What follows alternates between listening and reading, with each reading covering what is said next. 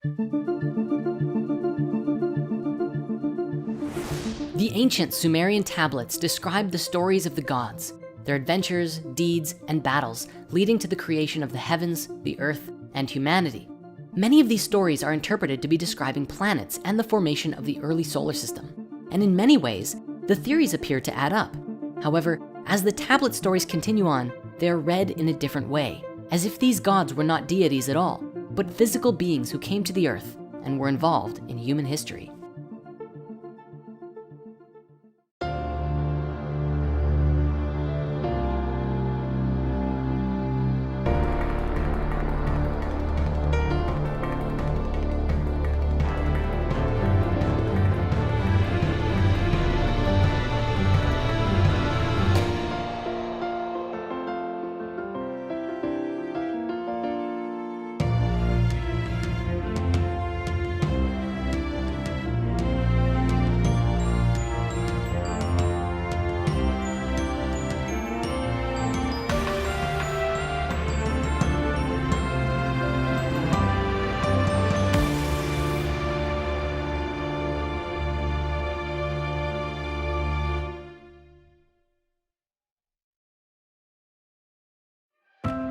When we're looking into the stories and interpretations of the Sumerian tablets, there comes a point when we have to change our perspective as to the nature of who or what these gods were.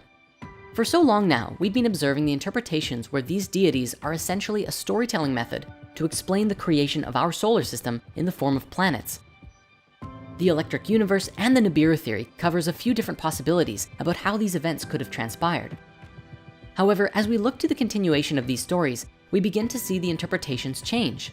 Looking at the Enuma Elish and a wide number of other Sumerian tablet stories, we see these gods interpreted as if they were actual physical beings who were believed to have played a part in the creation of humanity. This is one of the many reasons that interpreting the tablets are strange, and why historians may often choose to perceive the entire thing as a series of metaphors instead. In the main interpretation that came from Sitchin, he believed that these beings came from the planet Nibiru. However, other scholars who also interpret these gods as beings sometimes forego the conversation of Nibiru entirely and suggest instead that they simply came from somewhere else, such as the Pleiades, which are written about quite commonly in the tablets. Keep this in mind as we move forward, because while we'll be focusing on the general interpretations here, there are tons of variations and ideas about how this could have played out. Going back to the Enuma Elish, it ends with Enki or Ea creating humanity because Marduk commissioned it so. In other Sumerian stories, we find a similar description, except it is Enlil in the place of Marduk, because Marduk replaced Enlil in the Babylonian version. Enlil and Marduk are very similar though. They are both considered the supreme leaders of the Anunnaki. The only main difference is that Marduk is Enki's son, and Enlil is Enki's half-brother. But herein we find perhaps one of the biggest criticisms of Sitchin's work. Sometimes Ea or Enki appears as a planet, and other times he seems to be a flesh and blood deity. It can be very confusing, and it's up to all of us to explore the possibilities. Now, I suppose it doesn't really matter if we're looking at the entire story as an allegory, but observing it as actual historical events can definitely cause confusion in this regard. So for the sake of telling the story, we'll be using the name Ea to express the planet and Enki to describe the physical being. Just be aware that if you look these up online, you will find many places where their names overlap with each other in the mythologies. To that end, most of the deities you'll find have multiple names anyways. Enki is also known as Enkig, Nidamud, and Ninsiku throughout the various tellings. And as we previously described, he was the god of water, mischief, crafts, wisdom, and creation. Enlil, his brother on the other hand, was known as Elil and Nunamnir, and he was the Sumerian god of the air, and was more powerful than any other elemental deity, eventually being worshipped as the king of the gods. He was also the son of Anu, and together, the three of them formed a triad which governed the heavens, earth, and underworld, or alternatively, the universe, sky and atmosphere, and the earth itself. After Anu, Enlil was the most powerful of the Mesopotamian gods, keeper of the Tablet of Destinies, which contained the fates of both gods and humans. But in that case, who was Anu? And what were the Anunnaki? That's a great question, but before we can answer it, we're going to have to look at another question first. So let's do the time warp again and return to that burning question from so long ago. Who are the Nephilim? As we discussed, the Bible speaks of these people or beings called the Nephilim. There's a lot of debate today as to who and what these beings were. Looking back to the original Hebrew translation, we see the word Nephilim directly translates to the fallen ones. Today, many believe this to mean that they were fallen angels, which seems to be what was depicted in the 2014 film, Noah. Sitchin, on the other hand, believed the translation was a bit different. He read fallen ones to mean those who came down, and that they didn't fall, but landed here in some kind of spaceship. To him, the Nephilim were the people of the fiery rockets. Of course, this is one of those translations that doesn't seem to often hold up well to scrutiny, but it's interesting given the context of these stories nonetheless. We should note that in his writings, Sitchin commonly used the name Nephilim in tandem with the Anunnaki, also written sometimes as Anuna. But personally, I'm not certain that this is the best use of these titles. You see, the Anunnaki are believed to have been the descendants of Anu, the Sky Father, and the two most prominent leaders of this group are Enki and Enlil. Beyond that, there's a lot of inconsistency between how many Anunnaki there were and what roles they fulfilled. For example, in the Enuma Elish, there's only a small handful of gods who are introduced. Tiamat, Enki, Marduk, you know the group. But then out of nowhere, Marduk places 600 gods on the earth and 300 in the heavens, and no explanation is ever given about who these gods were or where they came from. Later on in our own history, the ancient Hittites identified the Anunnaki as the oldest generation of gods, who were overthrown and banished to the underworld by the younger gods, which is curiously what is described in the Enuma Elish itself, and reflects the stories of the old Titan gods in Greece being overthrown by a younger pantheon. In the Bible, we see the following passage. The Nephilim were on the earth in those days, and also afterward, when the sons of God came into the daughters of men, and they bore children to them. Those were the mighty men who were of old, men of renown. Well, they better have been courtly and romantic, because if that line is implying anything else, I don't like it. The Bible describes that they were the offspring of the sons of God and the daughters of men, essentially making the Nephilim be a little bit more like demigods, a hybridized species born of the gods, who would have been the Anunnaki and humans together.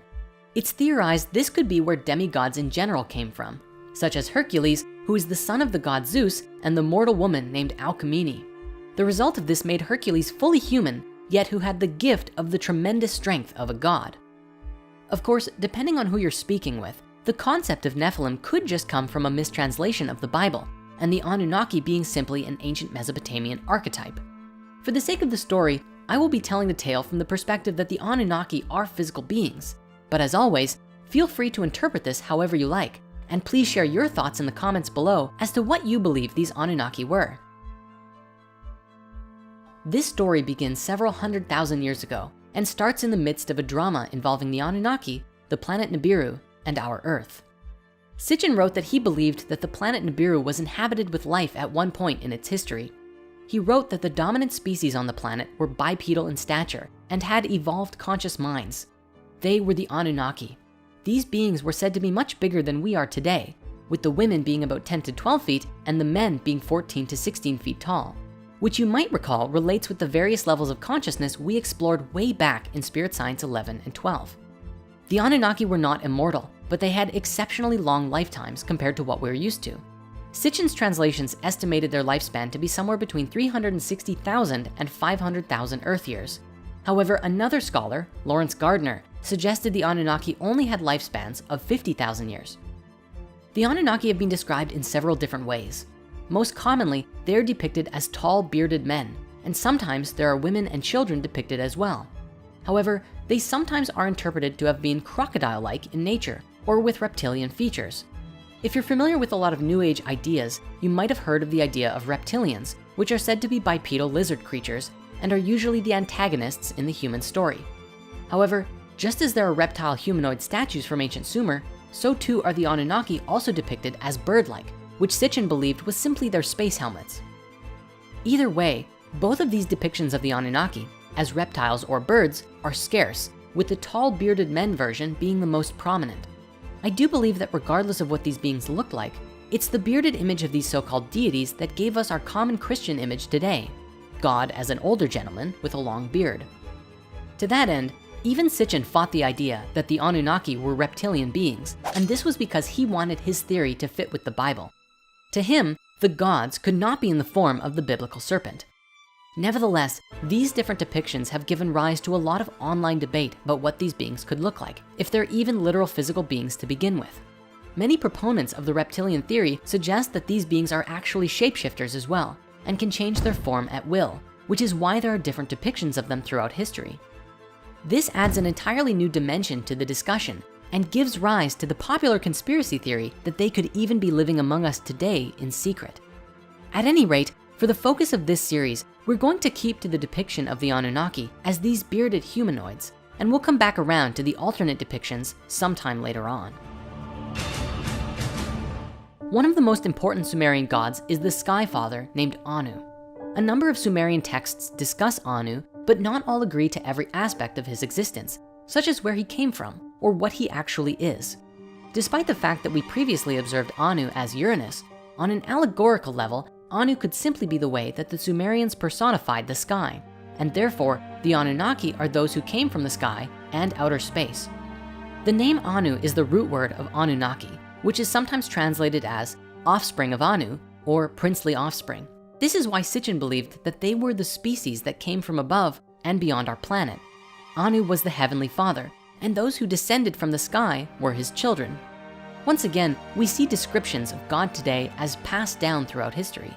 In Christianity, God is called the Heavenly Father, the origins of which we find with Anu, the ancient Sumerian god of the sky. According to Sitchin's translations and theories on the subject, the Anunnaki were technologically advanced beings living on the planet Nibiru. Let me also be clear that in Sitchin's book, The Lost Book of Enki, he puts forth a potential version of this ancient past drama, which is really epic, but also very elaborate and long. Honestly, this book would make a great Hollywood movie, just saying. Actually, in a way, it kind of already has. And I just want to take a moment to give a huge shout out to the band and team behind Messengers of the Wind, an animated rock opera that you can watch right now on YouTube. The whole thing is seriously amazing, and I just had to give it some mad props right here and now. As for today's exploration of this theory, we're just going to be going over the essentials. Otherwise, we could literally be here for a week. Sometime around 450,000 years ago, long after the event between Nibiru and the planet Tiamat, the Anunnaki began having a problem with their planet. As we discussed earlier, this planet had a very strange orbit, which took it far away from the sun for long periods of time. Sitchin interpreted from the tablets that the planet had a lot of internal heat, which kept things alive in the long distances of space. However, over time and with the cooling of the planet, and potentially even the widening out of its rather sharp orbit, Nibiru grew colder and colder during its long voyages away from the sun, and the planet was slowly becoming less habitable. Sitchin suggested that the Anunnaki scientists decided on a solution that would strengthen their atmosphere and hold heat in for significantly longer periods of time, making it possible to survive in the far reaches of space. The Anunnaki decided that they would gather large amounts of gold and pulverize it into a fine powder and release it into their atmosphere, essentially creating a heat container for their planet. Believe it or not, our scientists have considered the exact same thing, putting light reflecting particles into our stratosphere to help fix the ozone layer and cool our ever-warming planet. And so, in their attempt to solve their problem, they began looking for large quantities of gold in our solar system, as their planet didn't have the large quantities they needed to coat an entire atmosphere with gold. The Anunnaki had the capacity of space travel, though Sitchin believed that at the time, they weren't much further advanced than we are right now, since they didn't seem to have the ability to travel to other solar systems in their search. They scanned all of the planets in our solar system until they found what they were looking for, large deposits of gold right here on Earth.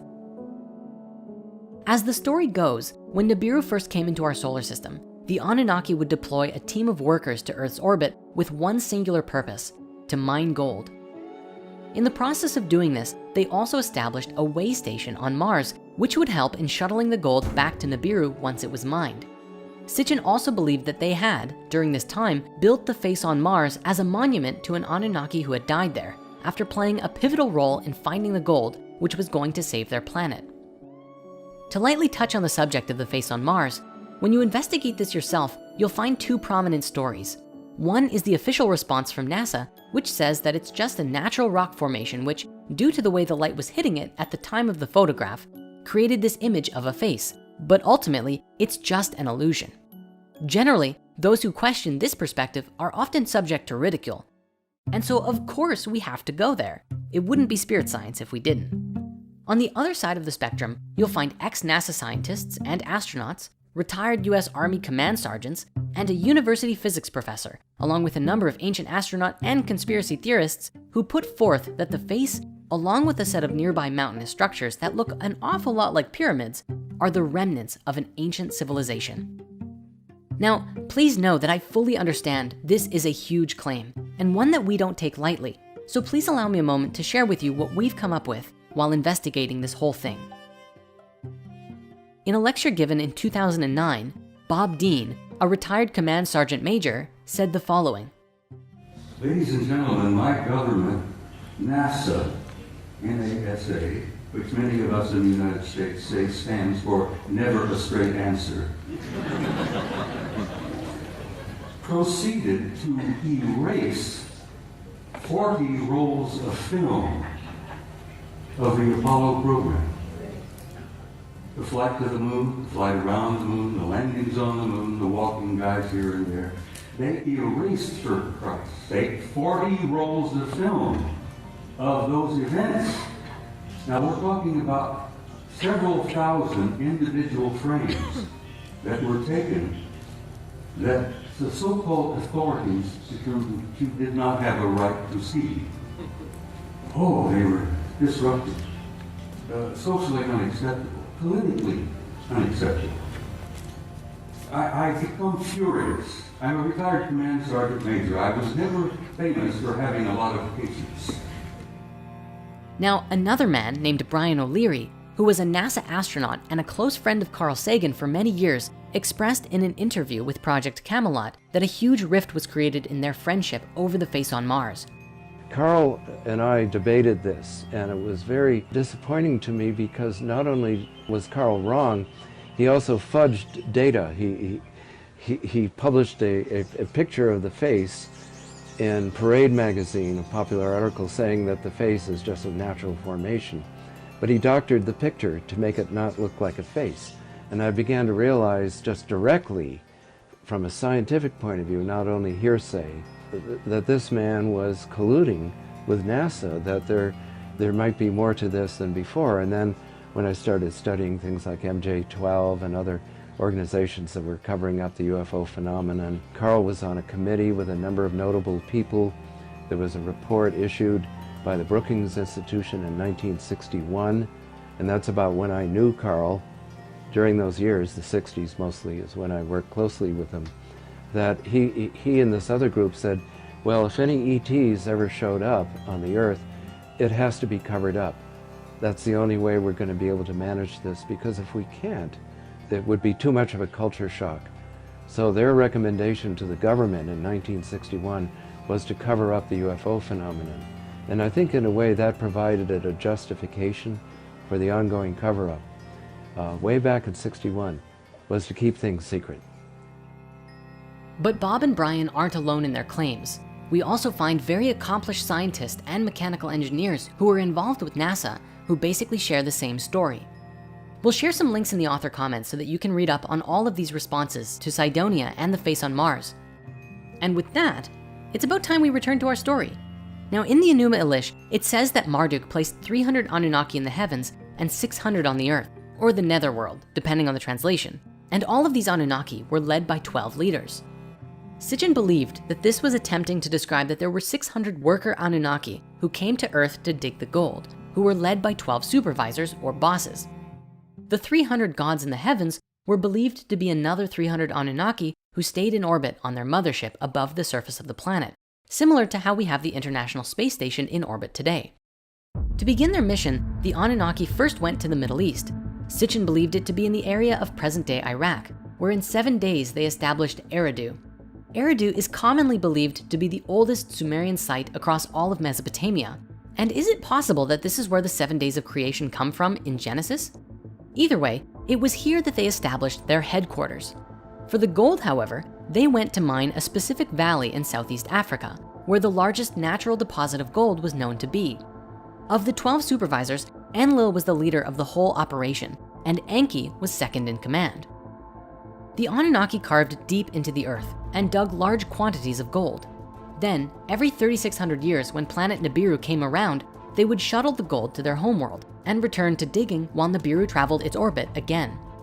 Now, according to Sitchin and supporting theorists, they dug for a very long time, about 100,000 to 150,000 years before the rebellion took place.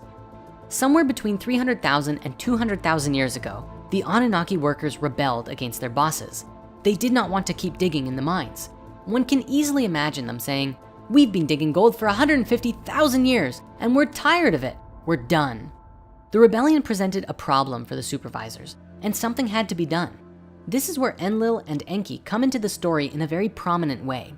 If you recall, in the original Sumerian story, we had two versions of the conception of humans.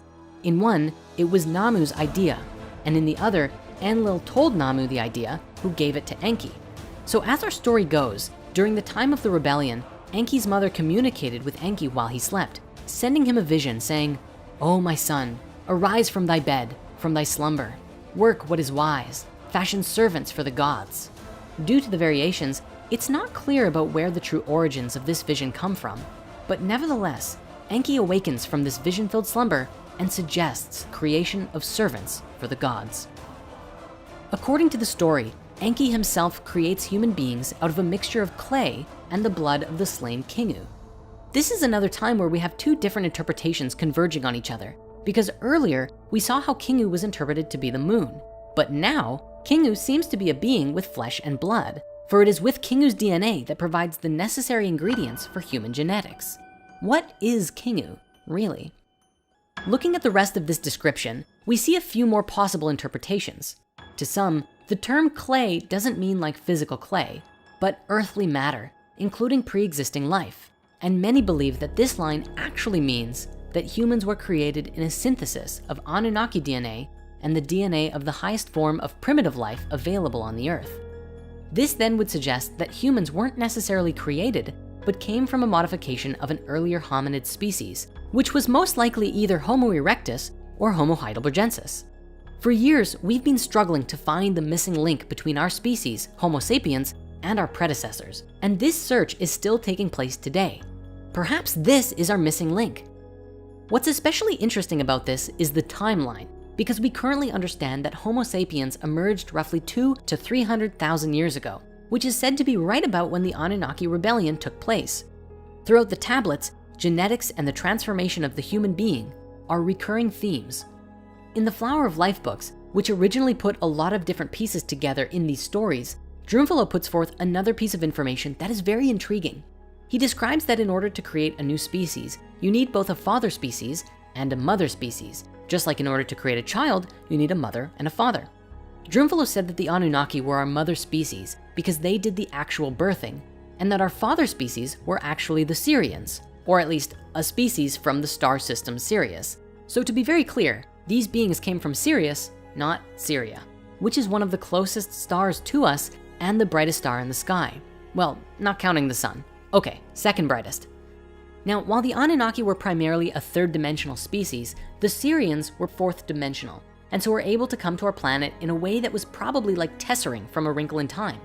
In a stunning ritual, he described that these beings traveled here interdimensionally and entered directly into the womb of the halls of Amenti and before the Flower of Life, the sacred heart of all consciousness on the planet.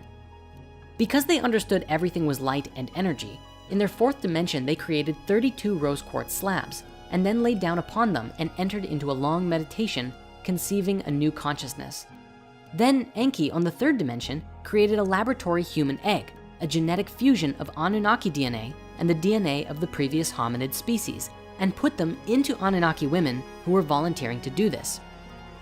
The new seeds of consciousness created by the Sirians then entered into the eggs and impregnated the women who nurtured them for what probably felt like 9 months or so and bore them as children. Now, let's be clear that this part about the Sirians is not found in the Sumerian tablets themselves, and so it's not grounded in any ancient writing.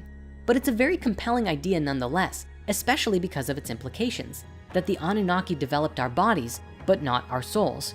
And I mean, who knows? Maybe they were the bird people. Then again, it might all just be a fun idea and nothing more, because just as much as the Sirians could be said to be our father species, it could also be said that Homo erectus was our father species, the seed that was nurtured into something new. Ultimately, after all was said and done, the tablets write that the Anunnaki had created an entirely new species of life on planet Earth, and that species was us. The legends in the ancient tablets are very clear that the Anunnaki created humans to support and serve the gods and help maintain all of creation. A lot of questions still remain though. What happened once we were created? And how did we earn our freedom? The plan for the Anunnaki was to create a more advanced race than Earth had at the time, to use for the purpose of mining gold and performing other laborious tasks. This, according to these interpretations of the ancient Sumerian records, was our original purpose as a species, a slave race to mine gold. Sitchin believed that the Anunnaki's original intention was to use us to mine all of the gold that they needed and then destroy our race and leave the planet once they had no more use for us. What's amazing about this interpretation is that there are some incredible discoveries we've made in recent years that lend some merit to the story. As we previously discussed, we have first the timeline itself. The sudden emergence of Homo sapiens 200 to 300,000 years ago is a huge piece in the puzzle. What caused this dramatic jump in evolution from Homo erectus or Homo heidelbergensis at this time frame? Today, archaeologists still have a difficult time explaining it. I don't want to outright suggest that it was explicitly the Anunnaki. Maybe it was a big cosmic monolith from 2001, A Space Odyssey. That'd be pretty cool. Then again, the tablets say it was Enki, so let's go with that for now. Now, here's where we have something very curious, and if you haven't heard it before, brace yourself because it's pretty amazing.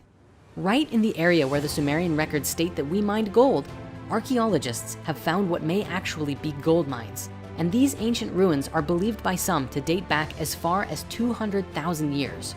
Stay open while we go through this because there's a lot of mystery here and even more debate around the nature of these ruins, so we'll do our best to cover all sides of the argument. Archaeologists, anthropologists, and historians don't really have an answer about how these colossal sites could exist back from 200,000 years ago, which is why many still debate that they're only 25,000 years old, or somewhere between those numbers. The general consensus in the mainstream world is that they're just early human settlements, not gold mines. However, even if this is true, even if these sites are not ancient gold mines, the magnitude of these ruins, even dating them at their most recent date, throws a huge wrench in our modern preconceptions about the origins of agriculture and civilization, with historian Professor Peter Delius and archaeologist Dr. Alex Schumann putting forth that they are a clear indication of an ancient technological and agricultural innovation long before the colonial era. Along with these amazing insights, we also have the discovery of what is now called Adam's calendar, which is a curious arrangement of ancient blocks aligned perfectly with the movements of the sun, solstices, and equinoxes. Today, these sites are known as the Baconi ruins, named after the Baconi people who trace back to the early 16th century, despite clear evidence that these ruins date back thousands upon thousands of years prior. The ruins themselves today are generally neglected by the government and heritage institutions and are getting damaged over time, but some have been saved thanks to the initiatives of private owners. These ruins are a giant complex of circular structures connected by channels and suspended in an expansive web of agricultural terraces. If we assume these were dwellings, some suggest it could have held an absolutely massive population, which is unimaginable to think something like this could exist so long ago. But now, here's where things get even more interesting. Extensive electronic measurements that took place of these ruins in 2011 have shown that the circular stone ruins are actually energy generating devices, using the natural sounds that emanate from the earth to create strong electromagnetic fields as a result of sound amplification. The shapes of these circular ruins are specific and unique because each circle represents the cymatic pattern of the sound energy as it appears on the surface of the earth at that point.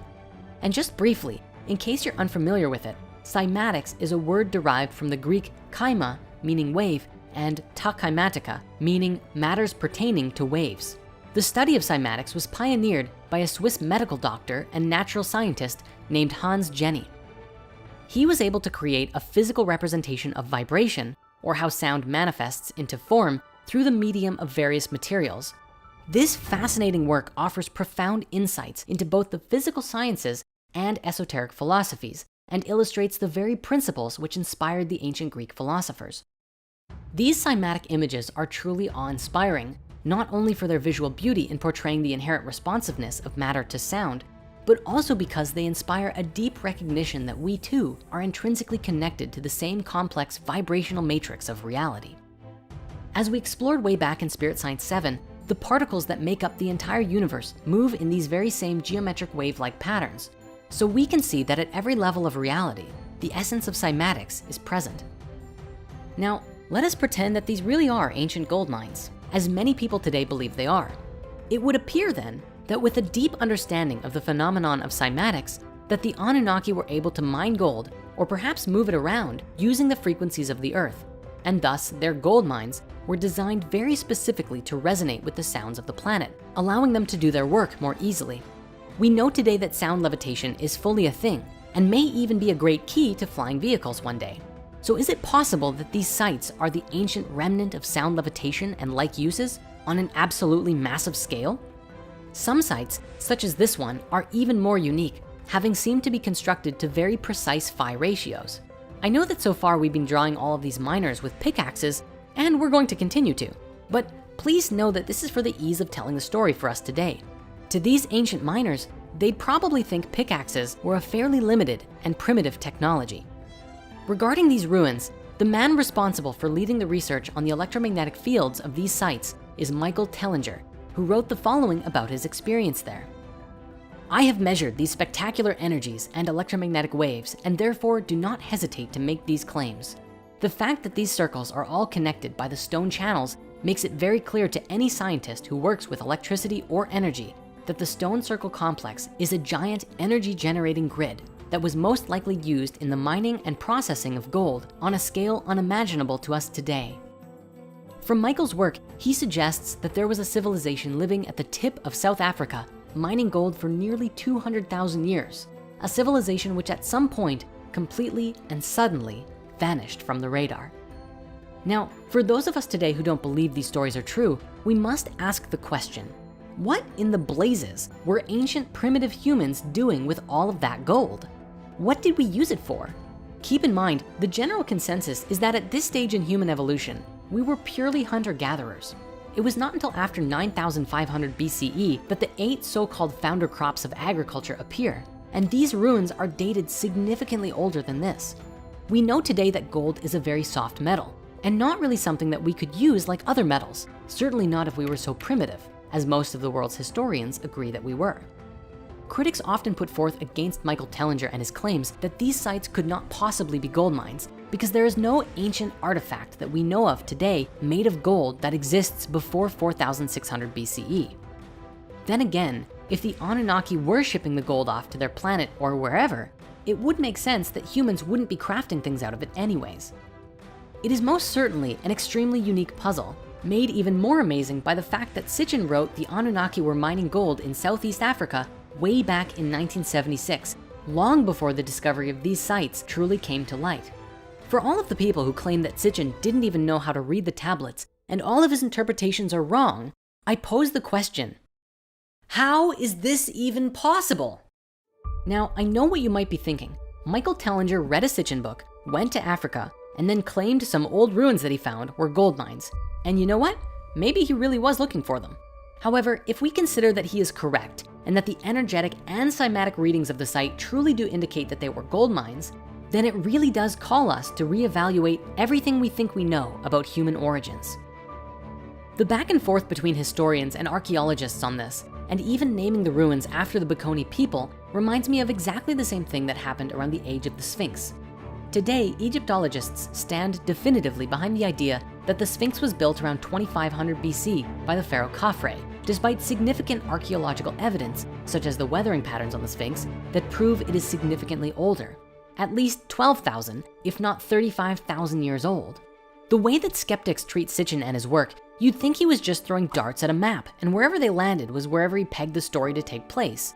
But if those ruins truly are the remnants of gold mines, then we have to ask the question, was Sitchin actually able to read the tablets better than everyone else in recent history? Today, most historians believe that the Sumerian tablets don't speak of gold mines at all, and that Sitchin essentially just made it all up. In the 12th planet, Sitchin explains his reasoning, which actually has to do with Apsu, also written as Abzu. If you recall, Apsu is regarded as the aquifers under Mesopotamia, and Sitchin translated him to actually mean the sun. But after Enki took the throne, Apsu became a location rather than a deity. Sitchin writes, the Sumerian term Abzu, which scholars have accepted to mean watery deep, requires a fresh and critical analysis. Literally, the term meant primeval deep source, not necessarily of waters. According to Sumerian grammatical rules, either of two syllables of any term could precede the other without changing the word's meaning, with the result that Abzu and Zuab meant the same thing. The latter spelling of the Sumerian term enables identification of its parallel in the Semitic languages. For Za'ab has always meant and still means precious metal, specifically gold in Hebrew and its sister languages. The Sumerian pictograph for Abzu was that of an excavation deep into the earth mounted by a shaft. Thus, Ea was not the lord of an indefinite watery deep, but the god in charge of the exploitation of Earth's minerals. This is a very curious correlation, considering that gold is often called the royal metal, sacred in ancient times, and is the metal most commonly associated with the sun in ancient alchemy, and very often related with solar deities. So we see Apsu firstly written as the sun, and then a physical metal commonly identified as the metal of the sun and sun gods. Wowsy, but you know what? Our discoveries don't end there. Let's now shift the conversation for a moment to explore one more curious relationship between what we know today about human history and the story from these tablets. There is a colloquial mitochondrial Eve theory that scientists first presented in the early 1980s. By 1987, a publication by scientists Kahn, Stoneking, and Wilson revealed that the matrilineal source of our common DNA lineage dates back between 140 and 200,000 years ago. To be clear, the original nomenclature for this finding was Lucky Mother, but when a publication in Science titled The Unmasking of Mitochondrial Eve was released to the world, the name Eve stuck in the minds of the masses. Just to make sure there's an understanding of these results, they refer to a common matrilineal mitochondrial line, a common root for all humans. What's so interesting here, and why this research has relevance to this part of the story, is that the first collective person happened to come from the same exact time frame and valley that humans were mining gold in. The latest research on this from 2013 serves only to create an even more robust data set to support the original date and region of mitochondrial Eve. Isn't it so remarkable that the original theory and still prevalent out of Africa theory of human origin just so happens to point to the same valley where the Sumerian records say that it all started? Coincidence? You decide. Let's now bring ourselves back to the story, sometime around 200,000 to 300,000 years ago, when Enki created humanity. If you are knowledgeable of Greek mythology, this part of the story sounds very familiar to Prometheus, the ancient titan who created humanity out of clay. Like Prometheus, Enki stands up for the human race when in conflict with the gods, most of all, Enlil. From a more scientific perspective, the tablets seem to depict Enki as a geneticist who used some form of advanced technology to clone and create this new kind of human. There's even tablet images that depict a pattern that looks an awful lot like a DNA strand. Despite Enki's work, Enlil was still in charge of the operation and would command Enki to modify the genome as he required. Sitchin explains that the combination of earthly clay mixed with divine blood to create the prototype of man is firmly established by the Mesopotamian texts. We also see this reflected in Genesis 2, where Elohim fashioned Adam from the clay of the soil, and he blew in his nostrils the breath of life, and Adam turned into a living being with a soul. The Hebrew term commonly translated as soul here is nephesh, that elusive spirit that animates a body and seemingly abandons it when the physical form dies. Interestingly, the term Adama, after which the name Adam was coined, originally meant not just any earth or soil, but specifically dark red soil. The Hebrew name for the color red is also Adam, which stems from the word for blood. This name Adam employed a Sumerian linguistic play of double meanings. The Adam could mean several things: one of the earth, one made of dark red soil, and especially the one made of blood. The Sumerian texts also speak of attempts to craft a perfect primitive worker, which along the way resulted in deformed humans created by Enki and the mother goddess Ninhursag, which you might remember from her other name in the Babylonian story, Damkina. Essentially, in an attempt to perfectly match the genome of their human prototypes with the Anunnaki, there were some mistakes that were made along the way through a process of trial and error. Ninhursag also has another name called Ninmah, and in one particular ancient story called Enki and Ninmah describes a bunch of awkward failures. In the story, Ninmah produces a man who could not bend his outstretched weak hands, one who could not close his eyes, one with both feet broken, one who was just an idiot, a man who could not hold back his urine, a woman who could not bear children, and a being who had no sex organs at all. With each new failed attempt at a proper functioning human, Enki finds a place for them in society, often as servants for the king. Sitchin theorized that the story recalls the first phase of the existence of the hybrid man, a being in likeness and image of the gods, but incomplete in some ways, including sexually, lacking in quote unquote knowing. However, they were still useful to the Anunnaki's plan as servants in some way, shape, and form. According to this theory, for many thousands of years, Enki continually cloned and created new proto-humans who would grow up to become miners. However, these beings were sterile. They could not reproduce. Sitchin believed that it was only when they grew up enough to be useful to the Anunnaki that they were transported to the mining area in Africa. I will also fully acknowledge that there's some discrepancy in this idea though, because the story of Enki and Ninmah specifically says Ninmah took clay from the top of the Abzu in her hand, and she fashioned from it first a man who could not bend his outstretched weak hands. The use of the location Abzu here though suggests that the creation of humanity actually took place in Africa, which also aligns better with the mitochondrial Eve discovery that we looked at earlier.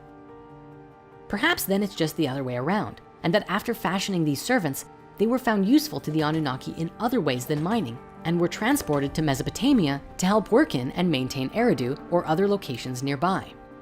Either way, it's believed that the location where these slaves worked in Mesopotamia was a place called Eden, which is the root word for the biblical Garden of Eden. There's a few ideas about this translation though. Today, most modern scholars translate the Sumerian term Eden as steppe or plain, suggesting it refers to a large field, I guess. Sitchin, on the other hand, translated Eden to mean home or abode of the righteous ones. At any rate, it's what happened in this location where things get intense. A dispute was growing betwixt the gods. You see, Enlil is often described as the oppressor of humanity, a bit of a patriarchal overlord who commanded the slaves. Enlil is said not to really care about humanity though. He just wants to mine gold, destroy humanity, and go home. The tablets even say that he orchestrates a massive flood to wipe out humanity, a subject that we'll get to shortly. Enki, on the other hand, is described as humanity's champion. Enki cares about humanity and sees them a bit like his children. And while they've been producing all of these sterile slave humans to mine gold and till the fields and all that stuff, in secret, he has been continually refining and developing the human genome to produce the perfect human, one who is capable of reproduction and living as its own sovereign species. This story says that Enki finally discovers the perfect genetic pairing and that a real human is achieved. On the subject of the creation of the first humans and this land of Eden, there are two Sumerian myths I'd love to share with you. The first being Enki and Ninhursag, and the second being the Atrahasis. Now, the story of Enki and Ninhursag is a bit long, so we're just gonna summarize the essence of it here. Basically, in the story, there is a paradise land called Dilmun. The story begins with what you might call not safe for work content. So I'm just gonna gloss over that for now and say that eventually, Enki eats 8 unique plants in this sacred paradise land. Unfortunately, the goddess Ninhursag considers this act to be a terrible sin. In a way, these are a bit like forbidden plants, and so she causes 8 of Enki's body parts, including one of his ribs, to suffer. Soon, he is on the brink of death. Enlil, along with a magical talking fox who I'm imagining was just adorable, takes up Enki's cause and persuades Ninhursag to relent. Ninhursag returns to Enki and asks him 8 times, "My brother, what part of you hurts you?" And he responds with the various parts of his body that hurts. As Ninhursag heals his body, 8 different deities emerge in the healing process, and the one who emerges in the healing of his rib is the goddess Ninti, whose name means both Lady of the Rib and Lady who makes life. As you can tell, there are tremendous parallels to this story of Eve being created from Adam's rib in Genesis 2, as this is its likely origin. Further, Eve in Hebrew is Hawa, and is most commonly believed to mean living one, or source of life. What I find especially interesting about this is that in the Sumerian story, the characters on who Adam and Eve are based on are both deities. While the name Adam comes from Adamu, the character seems to be based on Enki, and Eve's name relating to life and being born of Adam's rib fully links her with Ninti. Now, the second story I mentioned, the Atrahasis, essentially begins as the Enuma Elish ends, with the need for servants for the gods. Instead of Kingu, however, an Anunnaki named Wei Lu, also Lawela, volunteers to be killed for the use of his blood. And his flesh, blood, and intelligence are kneaded into clay by the mother goddess Ninhursag. With this mixture, she creates 7 male and 7 female human beings all at the same time. These 14 new creatures are exceptionally fertile, and soon there are hundreds and then thousands of people on the earth, all doing the work which once occupied the Anunnaki workers. The story goes on to say that the humans grow very noisy and even obnoxious, and disturb Enlil to the point that he decides to destroy them all. Didn't Apsu and Tiamat have the same challenge with their kids? I guess history truly is doomed to repeat itself, unless we can learn from our past mistakes. Anyways, the significant part of this story is that it says that they produced the men and women at the same time. It's important to note this because for thousands of years we've been taught by the religious institutions of the world that the man came first, and that seems to pervade through our patriarchal society in a rather uncomfortable way. I hope that today, as we become more aware of these older stories, we might come to have a deeper understanding within us that we truly are all equal, and the patriarchy can fade away into a society that respects and honors all sexes equally. Returning to the main story, we saw Enki and Ninhursag have been toying with the genetics until they could create a perfect being, one who could reproduce and think for themselves. The moment they did, it marked a huge turning point for everything, because the success of this experiment changes the human genome to enlighten mankind. But as mentioned before, this was the beginning of a huge problem, because Enlil did not want humanity to become a sovereign species of their own. He had plans to make little robot people to work for him, and then he was gonna just outright destroy them all. When he found out what Enki had done, he was furious and exiled the humans from the Anunnaki settlements. Now, as a side tangent, here's something I think you're really going to enjoy. In the first episode of Ancient Civilizations on Gaia, Greg Braden explained something that is positively mind-blowing, a very relevant discovery found within our own DNA. Let's give us a significantly different perspective of the Garden of Eden story and our origins. Now, at this time, I have to encourage you to really practice looking at this openly without judgment or fear, because there are deep roots within our psyche from generations of institutional Judaism and Christianity that have essentially indoctrinated us into believing a very specific ideology. For example, the serpent in the Garden of Eden is said to be Satan. Generally, if you suggest an alternate interpretation to this, people naturally assume you must be evil yourself. So with that as a disclaimer, we get to see that the myths on which the Garden of Eden story were based actually suggests that the character who eventually was written to be the snake was really freeing us from our captivity. It was due to Enki's modification that we tasted a form of knowledge that we were not previously capable of comprehending, thinking for ourselves, becoming self-aware, and capable of doing anything because we were no longer running on the Anunnaki programs, but our own unique consciousness. However, this also came at a price. We were capable of doing anything, including experiencing within us both good and evil. We had tasted from the fruit of knowledge of good and evil. Perhaps this is why the snake was written to be Satan in the creation of the Old Testament, because they had stories of paradise and gods from their ancient history, and the authors naturally assumed that the exile from the Garden of Eden was a punishment. In a way, it was, because we had to learn to fend for ourselves from now on. But ultimately, that would bring us to, over the next thousands of years, evolve our consciousness higher and higher and become the beings that we are today. The beautiful thing is, we're still growing, and one day we will evolve to the point where we will know and understand that we are all connected, and we will travel and explore the universe and experience a life almost unimaginable to us today. Now, there's one more fun thing about all of this that I wish to share with you. Genesis 3:8 says, "Then the man and his wife heard the sound of the Lord God as he was walking in the garden in the cool of the day. and they hid from the Lord God among the trees of the garden. But the Lord God called to the man, 'Where are you?' He answered, 'I heard you in the garden, and I was afraid because I was naked, so I hid.' And he said, 'Who told you that you were naked? Have you eaten from the tree that I commanded you not to eat from?'" Okay, let's break this down. First, God is walking through the garden. He's walking, implying he has a physical body.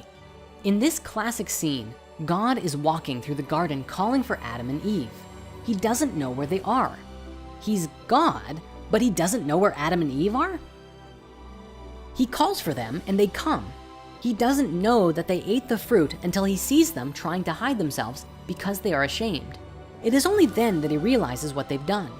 Now, is it just me, or is it a little curious that a being considered an omnipotent creator deity would both have a body, misplace his creations, and then not know what they'd been up to while he was out? On top of that, the name used for God in the original Hebrew Bible is Elohim, and this is a word which is not actually singular, but plural. It gives support to the idea that the God the Bible is describing was not a singular being, but a race of beings, or at least multiple physical beings. And as we saw earlier, when Enlil found out what Enki had done, he was furious. But regardless of what Enlil had commanded, human beings were created, and this set them on a path. Humanity stepped into a new beginning, free of slavery, and into a journey of self-discovery. What's more amazing is that all of this was inscribed in the Sumerian tablets over 2,000 years before the Bible was ever written down. When discussing the story of the history of humanity, this is the part where there's a bit of a break in the chain, making it very difficult to discern the truth. Keep this in mind for this chapter specifically, because the ancient accounts are very fragmented and their meanings are not always agreed upon. You see, most stories in the Sumerian tablets document the creation of humanity and then usually are fragmented until the story of the flood. The flood is a huge discussion of its own and one that we're going to be exploring very soon. However, there is a big mystery of what happened in the middle. In order to make sense of it, we have to look to a few different sources. It's definitely one of those subjects that I really encourage keeping an open mind about, because there are several different key versions and stories about what happened, from James Churchward's account of Mu, to the Book of Enoch, to Plato's account of Atlantis, which may have even come from ancient Egypt. Along with that, we will also touch upon the Emerald Tablets of Thoth and other myths and legends from around the world, and of course, Drunvalo's account from his books, The Ancient Secret of the Flower of Life, which, as we mentioned before, did an amazing job of putting a complete story together only a few decades ago. According to Drunvalo's version, from the time of Adam and Eve, our race developed in two strains, one that could live free from enslavement, although they were still monitored, and the others that were destined for a life of slavery. After the first humans were born, they moved away from Eden to another part of Africa or Eurasia, where they were allowed to grow and develop their consciousness. Eventually, there was a consciousness shift, and these early humans migrated to a place that was very isolated from the rest of the world.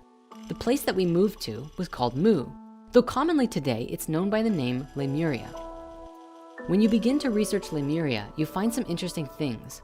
The original theory for Lemuria was that it actually was an island or a stretch of islands located in the Indian Ocean, connecting Madagascar to India.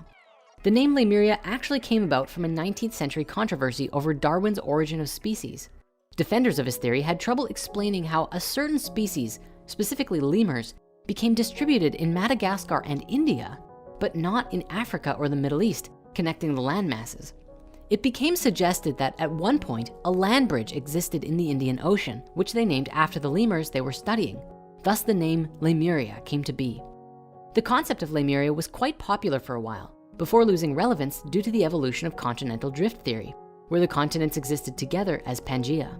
The name Lemuria was then later applied in modern spiritual circles to the legends of Mu, which is sometimes also called Pacifica. Anyway, so what is Mu? Well, the legend of Mu first began in the writings of Augustus Le Plongeon, after his investigations of the Mayan ruins in the Yucatan. His work with translating parts of the Popol Vuh led him to believe that Mu was associated with the lost continent of Atlantis and wrote about it as such. However, Mu as a lost continent in the Pacific began with a man named James Churchward, who met with Plongeon and his wife in 1885 after their 12-year excursion in the Yucatan. The hypotheses are featured in a series of books written by Churchward between 1926 and 1933. He claimed that when he was a young man serving as a soldier in India, a high-ranking temple priest showed him an ancient set of clay tablets that only 2 others could read. James said that he convinced the priest to teach him the ancient language, and that upon reading them, he learned that they came from a place where man first appeared, Mu. James gave a vivid account of an ancient advanced civilization, the Nakals, who flourished sometime between 50,000 and 12,000 years ago. Mu was said to have 64 million inhabitants and 7 major cities, with colonies established throughout the other continents. The entire population was separated into 10 tribes and followed one government and one spirituality. He said that the continent was located in the Pacific Ocean and was 5,000 miles east to west and 3,000 miles from north to south. He also stated that it had massive plains, vast rivers, rolling hills, large bays and estuaries, and that eventually it was obliterated in almost a single night after a series of earthquakes and volcanic eruptions. After Mu sank, its inhabitants would become the founders of the great civilizations of Egypt, Central America, India, and others, and was the source of the world's ancient megalithic architecture.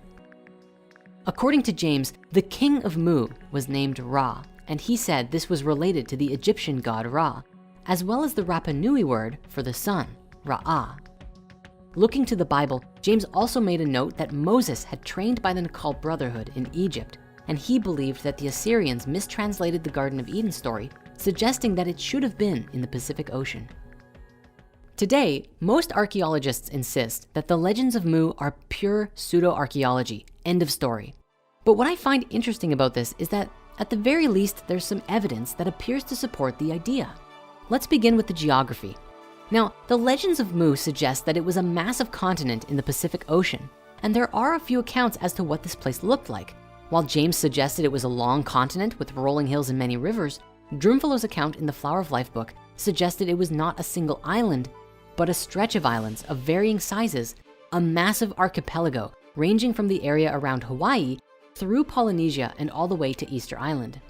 In floor maps of the Pacific Ocean, you can see this stretch of mountainous bodies underwater, which could have had both massive islands as well as supporting many little islands as well, were it at the surface of the ocean. There are several other ancient discoveries which could potentially be physical evidence of Mu, from Japan's underwater site at Yonaguni to the cryptic petroglyphs on Hawaii. And that's not to mention Easter Island.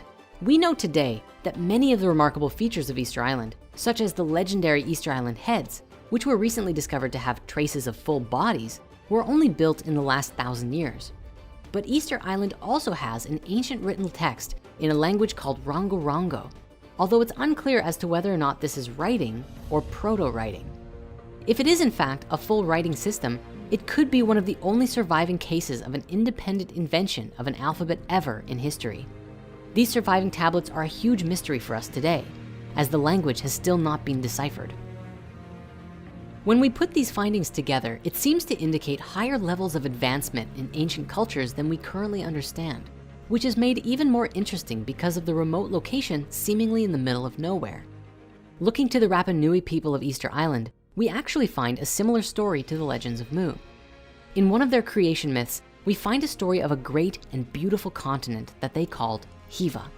One night, the king of Hiva received a message in a dream that his land would sink, and sure enough, this vision came to pass. Thanks to the king and his dream, however, the people were guided to a new land, which was Easter Island, and there they survived the disappearance of their homeland. Historical and scientific investigations on the people of Easter Island suggest that Polynesians from the Marquesas Islands traveled from the west to their new home, but the date is unknown, with estimates for their arrival ranging anywhere between 300 to 1200 AD, perhaps even further back given the lack of evidence. This seems to show that the myth of Easter Island has more historical truth to it than mere fable. They did in fact migrate to Easter Island, and one wonders what other parts of the myth may also prove to be true. Stepping back to the history of the people of Mu, in the ancient secret of the Flower of Life, Drumfellow described that the descendants of Adam and Eve were taken by Enki to Mu, although he used the name Lemuria, so that they could safely grow and develop their consciousness on their own, without interference from the slave miners or the Anunnaki, who were still mining Africa for its gold and inhabiting their cities and temples across the Middle East. There are a few different theories regarding the timeline of Mu. Some theories place Mu's existence from about 75,000 years ago to 30,000 years ago, and it was at that time that it sank and Atlantis rose. Others believe that Lemuria and Atlantis existed at the same time, which is what we find in James Churchward's version of the story. In Drunvalo's telling, on Mu, humans evolved to a very high level of consciousness, where we became capable of doing things that would seem almost impossible to us today. Supposedly, we experienced a reality where matter was less dense and more permeable to our thoughts and feelings. And so we were able to levitate, move through solid objects, and other amazing feats. In a way, we were kind of like young deities. He also wrote that on this continent, the first mystery school was created. It was founded by two people who discovered the gift of immortality, who then taught this ability to approximately 1,000 others before the time came when Mu sank. This event is described as a terrifying cataclysm, which we find two predominant versions for depending on the timeline. James Churchward suggested that the main mineral of the landmass of Mu was granite and was honeycombed with huge shallow chambers and cavities filled with explosive gases. And due to volcanic activity underneath the continent, it released tremendous explosions, causing the continent to sink. As with most legends of a lost civilization, the stories all describe that Mu or Lemuria, for one reason or another, sank beneath the waves, leaving no remnant of it behind, and the survivors made their way to new homes. And one common theory about where they went was a new continent called Atlantis. Sort of a fun side note here. Do you remember way back in the original human history movie where we started by saying, well, this? This story spans back hundreds of thousands of years into our past. It talks about Tiamat and Nibiru, the Nephilim, seeding the human race, Adam and Eve, and the children of Lemuria. This portion of the story is really interesting, but not the most crucial to know. We're not going to be covering this at this time. We are, however, going to be picking up the story at the end of Lemuria and discussing the events of Atlantis up to present day. Well, guess what? We're here. I'm so happy to at long last bring some context to the beginning of that particular story. However, there's still more to cover that we previously hadn't. And for those who haven't seen the original human history movie yet, we'll make sure to cover the basics as well so that you won't be left out. Though, you can always go watch that one right after this is done. It was at this point that another mass migration occurred, where the children of Mu found a new home, and they called it Atlantis. So, Atlantis. The best place to start here is with the origins of this myth. The first account of Atlantis actually came from Plato in his writings called Timaeus and Critias from about 360 BC. He discussed an ancient kingdom called Atlantis located on an island in the Atlantic Ocean, somewhere beyond the Pillars of Hercules in the modern-day Straits of Gibraltar. Today, the modern consensus around this story is that Atlantis is purely fictitious, a parable used for educational purposes or to glorify Athens in the eyes of Plato. And while most people believe this, there are those who suggest otherwise. It's rather interesting that Plato, who is the earliest surviving source for the story of Atlantis, tells us that he got it from his relative Solon, who in turn got it from the ancient Egyptians, and that they spoke of a time 9,000 years before the time of Solon. That's 9,600 BC, or 11,600 years before the present. Academics think that Plato made it all up. But if Plato made it all up, it's extraordinary that he chose that date and that time, around 12,000 years ago, because that was absolutely at the peak of the meltdown of the last ice age, when there was indeed global flooding. The story of Atlantis tells the tale of a maturing humanity who had developed a civilization on a large island often believed to be in the Atlantic Ocean. In the Flower of Life books, Drunvalo shares this image of Atlantis, a rough generalization of what it might have looked like. We also find this diagram inside the book of the Emerald Tablets, of which we'll be looking at shortly. But with that said, it's been widely theorized that if there is an ancient lost civilization, it's most likely hidden somewhere under the ice in Antarctica. In a Nova special called Antarctica: Secrets Beneath the Ice, geologists discover multiple places in Antarctica which had the remains of old mosses and plant tissues in what they described as pristine condition from a time when Antarctica was still warm and abundant with life. There are even pieces of trees that have been found, all of which have been preserved under permafrost rather than becoming fossilized. The geologists in this video describe that the bits of nature are not from millions of years ago, but relatively recent history. This is a landmark and paradigm-shattering discovery, because even today, if you do some research, you'll find that the general consensus is that Antarctica was last ice-free 3.5 million years ago, and the remnants that were just discovered there prove that number wrong entirely. This dramatically changes our perspective of the history of our world. Fragments of nature are found under a layer of volcanic ash, suggesting that a huge volcano or cataclysm of some kind, maybe a comet hitting the Earth, caused a dramatic shift that we're now seeing the remnants of today. Further, I'd like to take a moment to discuss with you the legendary Piri-Reis map, an old map drawn by admiral and cartographer Piri-Reis in Constantinople in 1513, which describes with remarkable geographical detail the seismic profile of certain portions of Antarctica. Reis used information gathered from many explorers at the time, but what's amazing about this map is that Reis could not have acquired his information about Antarctica from any contemporary explorers, because this continent remained undiscovered until nearly 300 years after the map was drawn. But what's perhaps even more anomalous about this whole thing is that the map depicts what Antarctica looks like under ice-free conditions. The last time that that area would have been free of ice would have been at least 6,000 BC, which was a whole millennium before the Sumerian civilization really began to emerge into the culture we know today. A note on the southernmost section of the map reads, "And in this country, it seems that there are white-haired monsters in this shape and also 6-horned oxen. The Portuguese infidels have written it in their maps." Interestingly, the Portuguese provided information on this southernmost region in Reis's map, according to the notes on it. Now, Piri-Reis himself left notes that his map was drawn from pre-existing information and maps. However, he himself did not venture any suggestions as to the identity of the cartographers who produced these earlier maps. In 1963, however, Professor Hapgood proposed a novel and thought-provoking solution to the problem.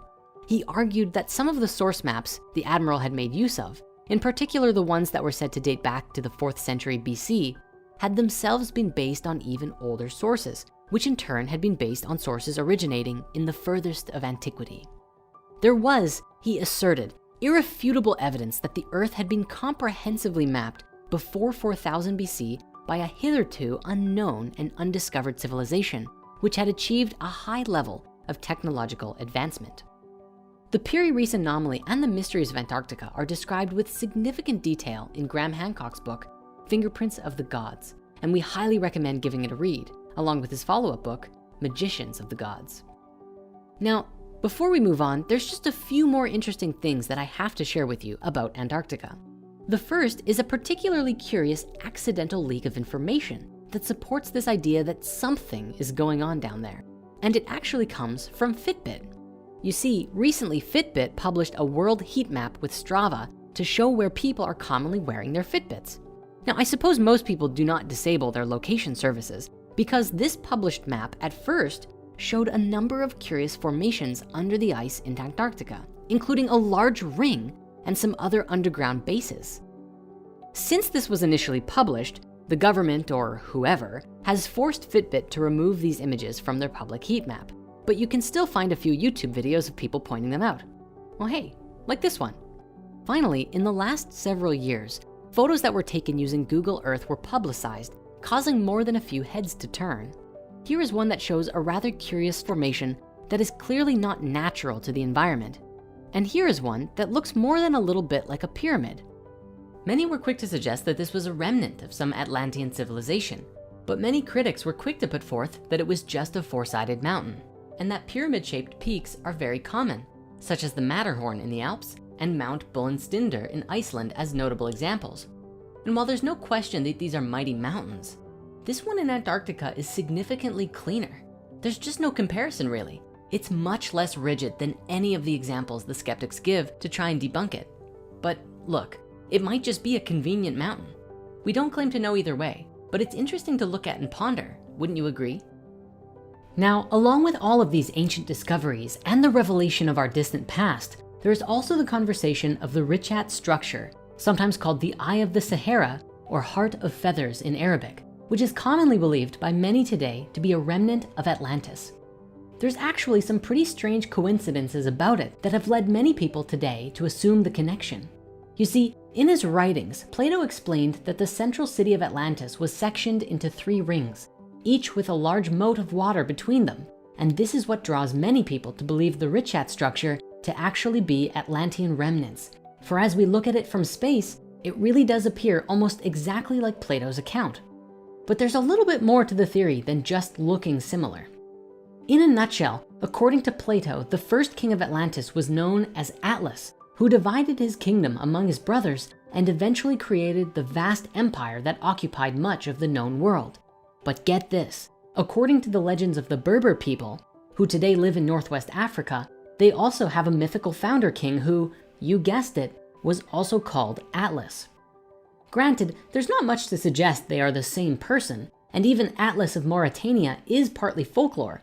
But according to reconstructed maps based on Herodotus's writings a while before Plato, some say he placed Atlantis in the same region right below the Atlas Mountains in Morocco.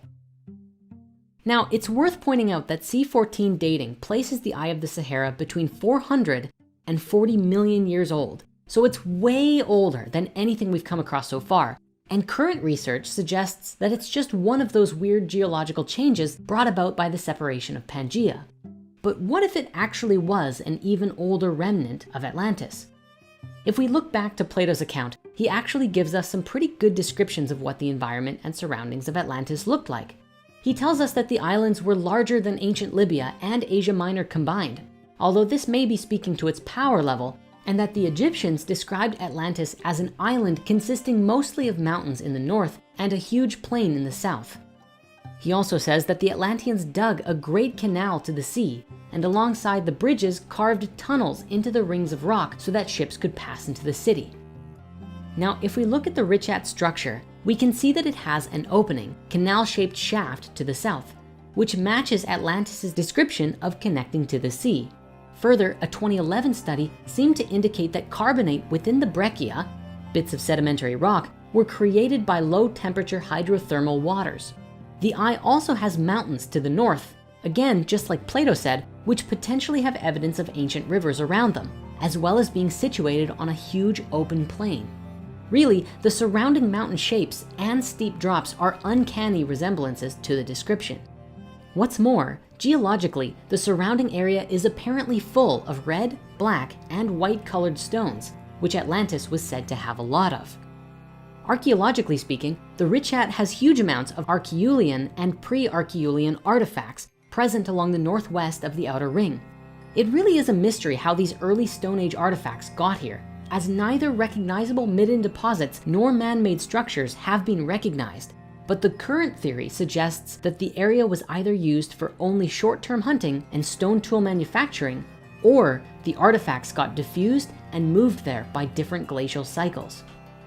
Interestingly though, back in 2007, a number of unfossilized whale bones were found throughout Mauritania in the area surrounding the Richat structure, along with numerous assortments of shells, indicating that at some point in recent geological history, the area was lower and closer to sea level. Finally, even the scientific explanation of the Richat, that it was formed by the molten rock pushing its way to the surface and then collapsing, going through multiple periods of being forced up and down, seems strangely reminiscent of Plato saying that Atlantis was destroyed by earthquakes. All this said, it is just a theory, for if this really was Atlantis, it pushes our dating back from 13,000 years to over 40 million, and calls into question the other ideas concerning Antarctica and even North America. But it's still very interesting to think about nonetheless. Now, let's return to the story, because there are several more accounts of Atlantis that we have to consider. One is the original story we first shared in the Hidden Human History movie regarding the Martians and the fall of consciousness. Then we have another version that comes from the Book of Enoch, an ancient text that accounts for some specific events that took place before the flood as well. We also see the Emerald Tablets and what is written there about the fall of Atlantis. Because we've already made a movie about the Atlantis Martian story, we'll just cover it briefly here. And for the sake of the story and the visualization of it, for now we're just going to show Atlantis as we have so far, as a continent of its own. But keep in mind that this is kind of a placeholder, as Atlantis is a great mystery. Even the name Atlantis comes from later writings about this land. And if we were to go back in time and discover that it was real, it most likely was not called Atlantis in their own language. Who knows? Did the continent really sink? Was it Antarctica? Maybe instead of sinking, it flooded over and then froze underneath miles of ice. Or did it simply never exist at all? Well, if it did, here's a breakdown of one of the more popular stories about the legends of Atlantis. Essentially, the Atlanteans were more mature and evolved since their time on Mu, and were very connected with each other and nature. But things changed dramatically for the Atlanteans when a different species from another world came to our planet.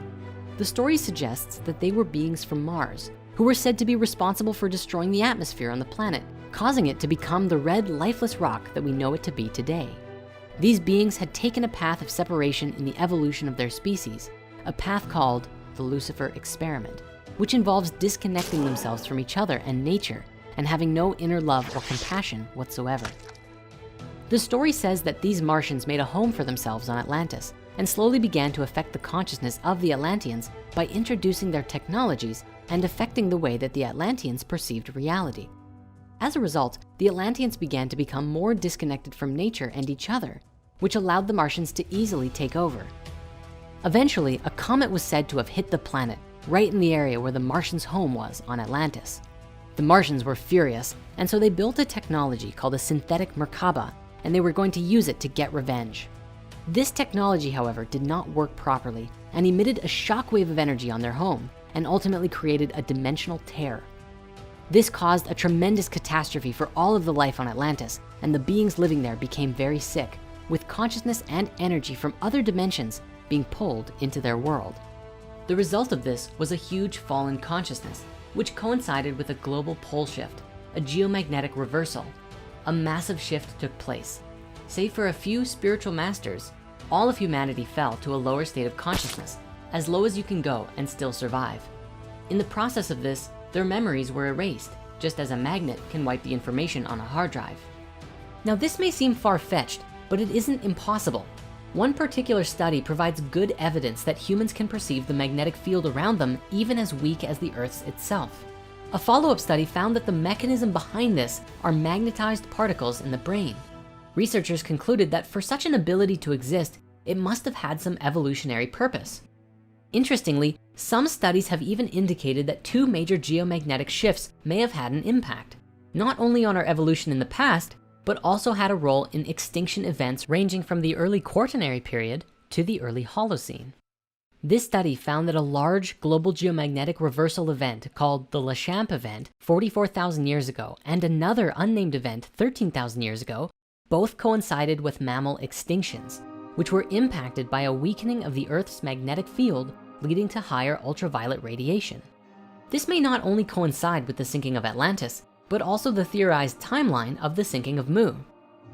Further, by comparing branches in the human family tree and linking them with the magnetic field information found in sediments and archaeomagnetic data, they found that there was possibly a long-term role for ultraviolet radiation and the magnetic field in human evolution.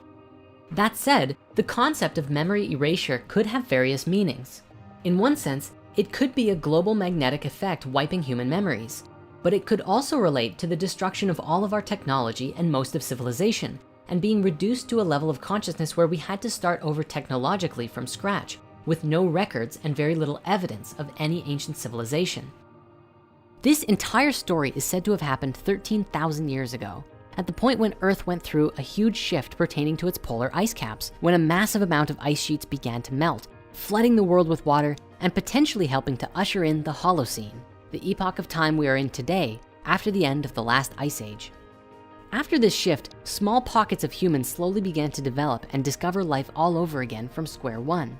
And the few spiritual masters who kept their memories began to support us as we became capable of comprehending their stories. They may have tried to explain the history of the world, but the fallen humans couldn't comprehend it. And so the stories were masked in the legends of the gods so that humanity could come to make sense of who they were and where they came from. These quote unquote gods seeded civilizations around the world, from ancient Mesopotamia and Egypt to India and all the way to the Olmecs in Mesoamerica. Of course, it may be more logical to presume that it was Enki or the other Anunnaki who helped seed civilization once more, at least in ancient Sumer, or perhaps a combination of the two. Ultimately, this is the point at which a lot of this entire story would have been passed down to the Sumerians. Earlier on, we explored the possibility that the stories of the gods were an encoded message handed down to the Sumerians and Babylonians by these beings who had a much higher understanding than the early humans did. If this story is true, then this is how the Sumerians would have come to have knowledge of the origins of the solar system from previous higher beings who shared it with them. But is it truly possible that this is how it all happened? Now, in this story, it was said that the goal for us as a species was to return to our original higher consciousness in as short of a time as possible. And the time that was forecasted for us to finally begin remembering who we are and what our place in the cosmos is this point in time right now, which is why this conversation is more important than ever. For it would seem as though we are at a huge turning point for our species and actively shifting into a higher consciousness more and more each day. Interestingly, this shift in energy is currently being mirrored by the Schumann resonance in our Earth's magnetic fields. The electromagnetic resonance being generated by lightning discharge in a part of the upper atmosphere known as the ionosphere has been increasing recently to coincide with our frequency shift.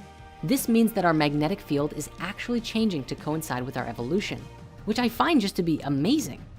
This is a very exciting time in our evolution, as with research teams like the Global Coherence Initiative and HeartMath, some very interesting research is being done on the interconnection between humanity and Earth's magnetic fields and energetic systems, giving us insights into our own frequency changes as and when they happen. Anyway, back to Atlantis. As I was saying, there's a few other versions of how the story could have transpired. We're going to now briefly look at these other two accounts of Atlantis from ancient times. First, let us begin with the Emerald Tablets of Thoth the Atlantean. These are said to be 12 ancient tablets which are under the care of a secret society in Egypt who have vowed to protect the sacred wisdom inscribed upon them. The tablets are said to have been written by Thoth, who presided on Atlantis before the fall and whose Atlantean name was Chiketet Arlik Vomalites. The tablets were supposedly translated by a man named Dr. Doriel. Of course, these tablets are believed by many to be a hoax, for no modern picture of them actually exists, and they're not on display in any museum. Critics of this work point out that Doriel seemed to write these tablets based on the occult Theosophist society and other spiritual teachings and channelings, along with a few ideas thrown in found within H.P. Lovecraft stories. And those connections do seem to be valid. Yet, even if the tablets themselves are not truly authentic, it would seem as though they are predominantly based upon a number of wisdom teachings. Doriel also provided a rich account of Atlantean culture, which could have been channeled, but of course, it's unclear if any of it is grounded in truth. For myself, I found a great deal of inspiration and wisdom by reading these passages, and they can be excellent tools for exploring the inner mysteries and contemplating the universe. Spirit Mysteries recently published a new edition of the Emerald Tablets, made to be easily legible to the modern reader, for the original publication is like, "Hark now and hear ye, and thou thine own inner flame shall be lit." It can be a bit hard to follow, so you'll find links in the comments to go and get a free download today. The Emerald Tablets describe a number of different things, from wisdom teachings to ancient history. In a nutshell, Thoth describes the beauty and majesty of Atlantis, a bright and vibrant home for the people who lived there. He goes on to describe the degeneration of the hearts of the Atlanteans, which led to their downfall and the Great Cataclysm. He said that Atlantis fell because there were those who were too proud of their knowledge and dared to enter the halls of Amenti in order to get greater knowledge, kind of a lust for power moment that created the cataclysm. This could be referring to the Martians building the synthetic Merkaba with forbidden powers.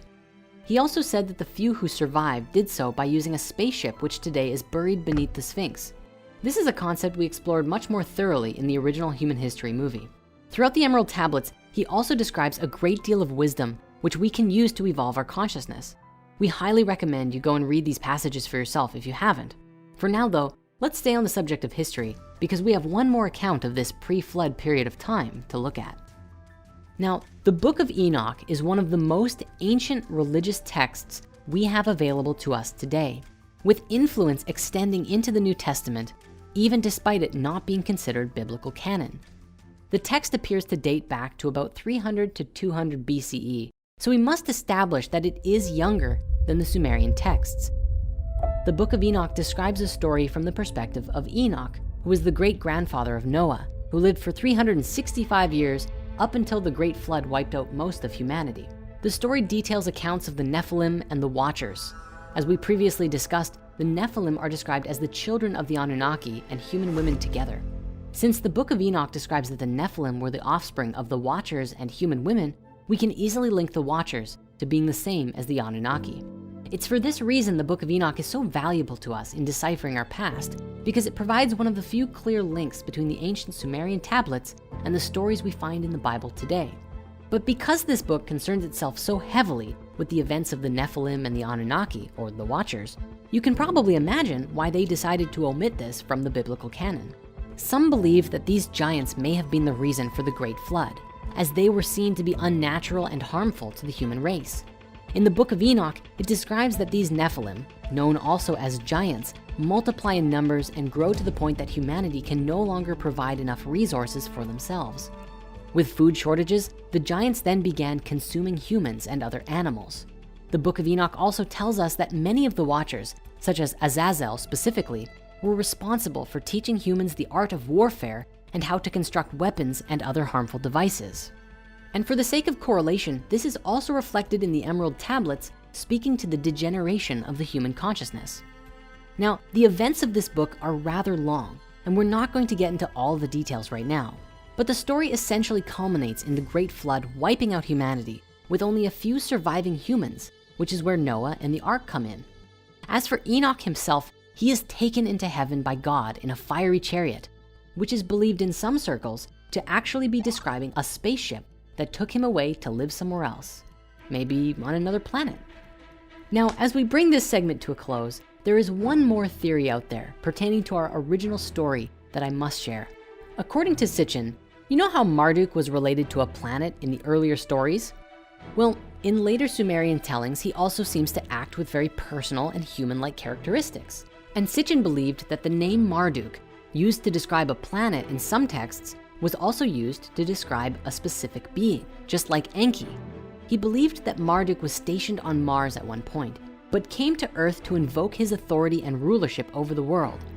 This may even correlate to the Martian theory we covered before. This might be just a fanciful long shot, but is it possible that all of these stories connect and Atlantis fell because the Martians were actually a specific group of Anunnaki led by Marduk, who came to the Earth and bred with human women, creating deformed people and caused certain groups of humans to pursue dark magic, effectively changing the evolution of humanity, leading to this great cataclysm and fall in consciousness? Could it be? Obviously, all of this is just an idea. We cannot say definitively heads or tails what happened, but the connections here are definitely fun to explore nonetheless. How about you? What do you think happened? Make sure to let us know in the comments of this video. Now, this story is not over yet. We still have at least one more massive anomaly we have to look at. The point in history when all of these stories line up with each other, the Great Flood. Speaking of stories of ancient floods, most of us are undoubtedly familiar with the legend of Noah's Ark, a story in the Bible which describes how at one point, an ark was built by Yahweh's chosen person, who in the Bible is known as Noah. However, the character of Noah was most definitely inspired by, based on, or perhaps even translated from a much older tradition of flood myths that had been in circulation for thousands of years before the writings of Genesis. If we look to older writings, we find very similar stories written about in at least 3 different versions from the Mesopotamians alone. These older Noahs are known as Ziusudra, Utnapishtim, and Atrahasis respectively, each being a part of their own story, expanding upon one another and giving us a fuller picture of the whole narrative. In the 19th century, Assyriologist George Smith translated the first Babylonian account of the Great Flood, which sparked great interest in the topic, as many believed at the time that the text acted as external proof of the events of Genesis. Consequently, countless other so-called flood myths were unearthed and eventually translated. The most well-known of the flood myths of Mesopotamia are found in a few sources: the Akkadian Atrahasis epic from 1800 BC, the Eridu Genesis and the Sumerian king lists featuring Ziusudra as the last human king before the deluge, and finally, the Epic of Gilgamesh around 700 BC featuring Utnapishtim, which is largely regarded as being the closest in structure to our story of Noah in Genesis. Now, each tale is slightly different, given that each writer wanted to emphasize different aspects of the stories, but the overall narrative is mostly the same.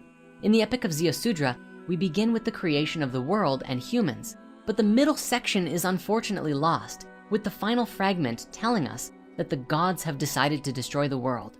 In this version, we don't know why the flood is being sent, but Enki proceeds to warn Ziusudra to build an ark to help survive the deluge. In the later Epic of Gilgamesh, we learn that the Anunna Enlil sent the storms because humans had become too noisy, which could be speaking to humanity growing out of control.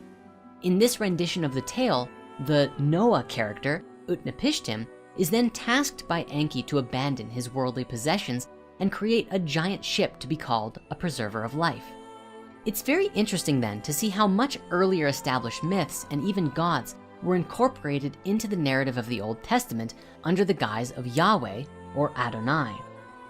In each of the ancient tellings, the ark builder was tasked with bringing his wife, family, and relatives along with the craftsmen of his village, baby animals, and grains, because a great flood was coming and would wipe out all of the life that was not on the ship. What's particularly interesting to us concerning this flood myth is that a great deal of historical and geological information shows us that this was an actual event which possibly took place between roughly 13,000 and 8,000 years ago, when the ice caps rapidly began to melt and flood the earth, wiping out a great deal of life and drastically changing the landscape. We can actually see this in our history today. Even a quote from Live Science states, "About 13,000 years ago, more than 3/4 of the large Ice Age animals, including woolly mammoths, mastodons, saber-toothed tigers, and giant bears, died out. Scientists have debated for years over the cause of the extinction, with both of the major hypotheses, human overhunting and climate change, being insufficient to account for the mega die-off." That said, there is still considerable debate over when a deluge event occurred. Excavations in Iraq have revealed evidence of localized flooding at Shuruppak and various other Sumerian cities. A lot of other Sumerian cities display evidence of flooding on a large scale, but they are all from different periods. Modern consensus argues that flooding in the wake of the last glacial maximum are what inspired the ancient flood myths around the world, with the geography of Mesopotamia being drastically changed by the filling of the Persian Gulf after seawaters rose following the last glacial period.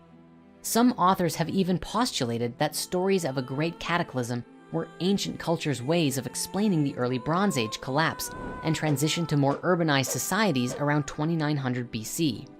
If these texts and stories are to be believed, this was potentially the event which wiped out all of the slave humans who, up till this point, according to Sitchin, had still been mining gold or slaving away at other tasks which the Anunnaki commanded.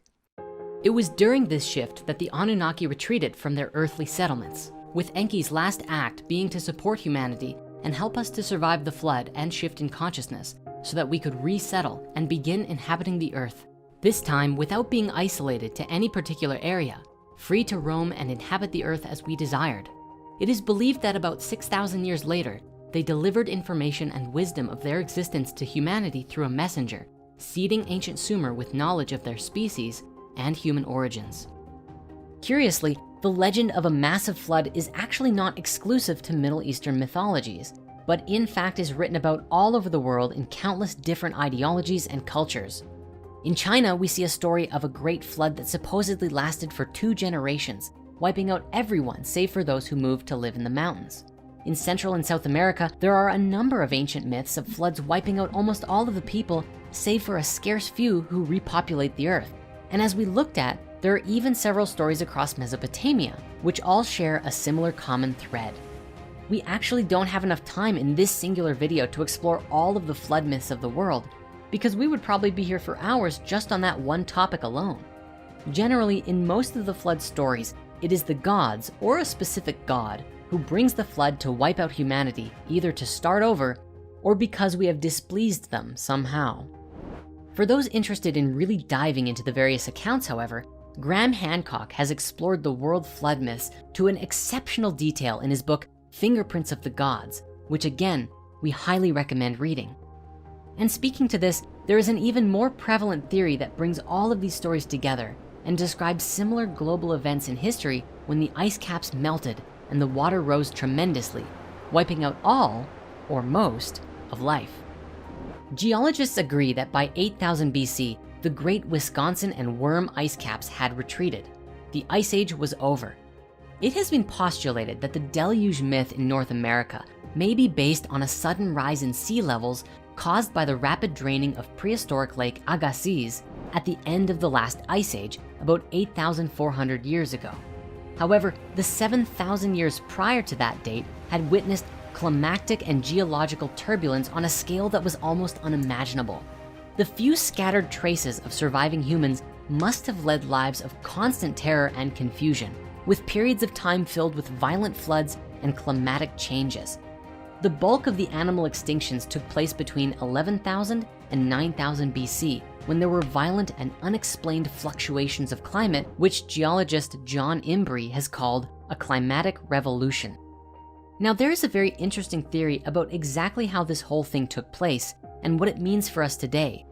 To share this theory, we've borrowed a clip from our friends at Gaia from one of our favorite series, Ancient Civilizations, featuring Graham Hancock, Greg Braden, and a ton of other experts as they help to decipher the clues of the ancient past. What's especially remarkable about this theory is that it aligns very well with the story of Atlantis and an absolutely massive shift of ages. 20 authors, which finds evidence for meteor or comet impacts on 4 different continents, North America, South America, Europe, and Western Asia, from about 12,800 years ago, in the form of nanodiamonds, spherules, and melt glass consistent with meteor impact. Randall Carlson is a PhD who incorporated the dating of Göbekli Tepe with geological evidence which suggests global flooding. He wrote that if an impact actually hit and there was a cataclysm, you could easily see how an effect of that magnitude would destabilize the Earth for perhaps 1,000 years or so. It's after this window of time that the Younger Dryas geological records shows an abrupt change in climate that we date Göbekli Tepe. But you see, this is not where the expedition ends in the search for answers about the Great Flood, as Graham Hancock has also put forward even more information in his most recent book, America Before. His new work focused on various kinds of evidence from the Americas, mostly from the mound-building cultures of the Mississippi River Valley and exploring the sacred geometry of the Amazonia, bringing to light some connections that seem to indicate that the occupation of the Americas was much earlier than is currently thought, and even appears to share some common concepts in ideology to that of the ancient Egyptians. Now, before we go any further, we should point out that the occupation and colonization of the Americas is a hugely controversial topic and has been described as one of the most agitated, fierce, and fruitless debates in modern archaeology. In fact, there are sites such as the Bluefish Caves and the Old Crow Flats, which demonstrate human habitation in the Americas thousands of years before previously thought, and thus were met with fierce scrutiny. So it's no surprise that Hancock's work is often met with instant rejection. Now, Graham theorizes that a precursor civilization, which he argues were found in the Americas, were wiped out by global flooding, and the survivors of which helped to seed later mythological stories. This idea is made even more interesting by the evidence of dramatic sea level rises during or just before the Younger Dryas.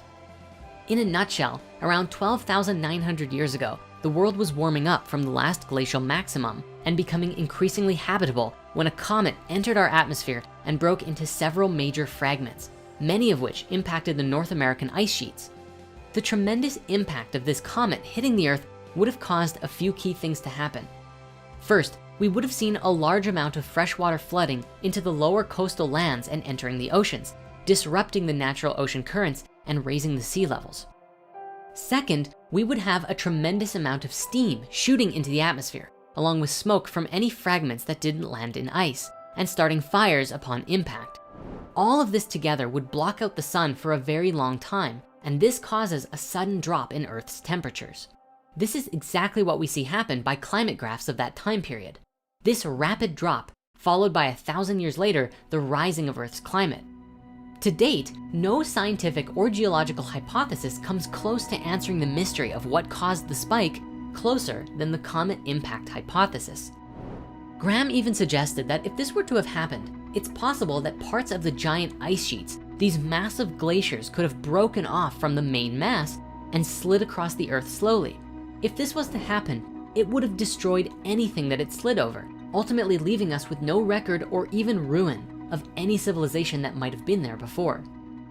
Now, this is where things get very interesting, because while things line up very well with the impact hypothesis, there's also evidence that in the last 1,000 years leading up to this event, we also see a sudden shift in sea levels caused by something called meltwater pulses, where sea levels could rise up to 25 meters over the course of about 400 years.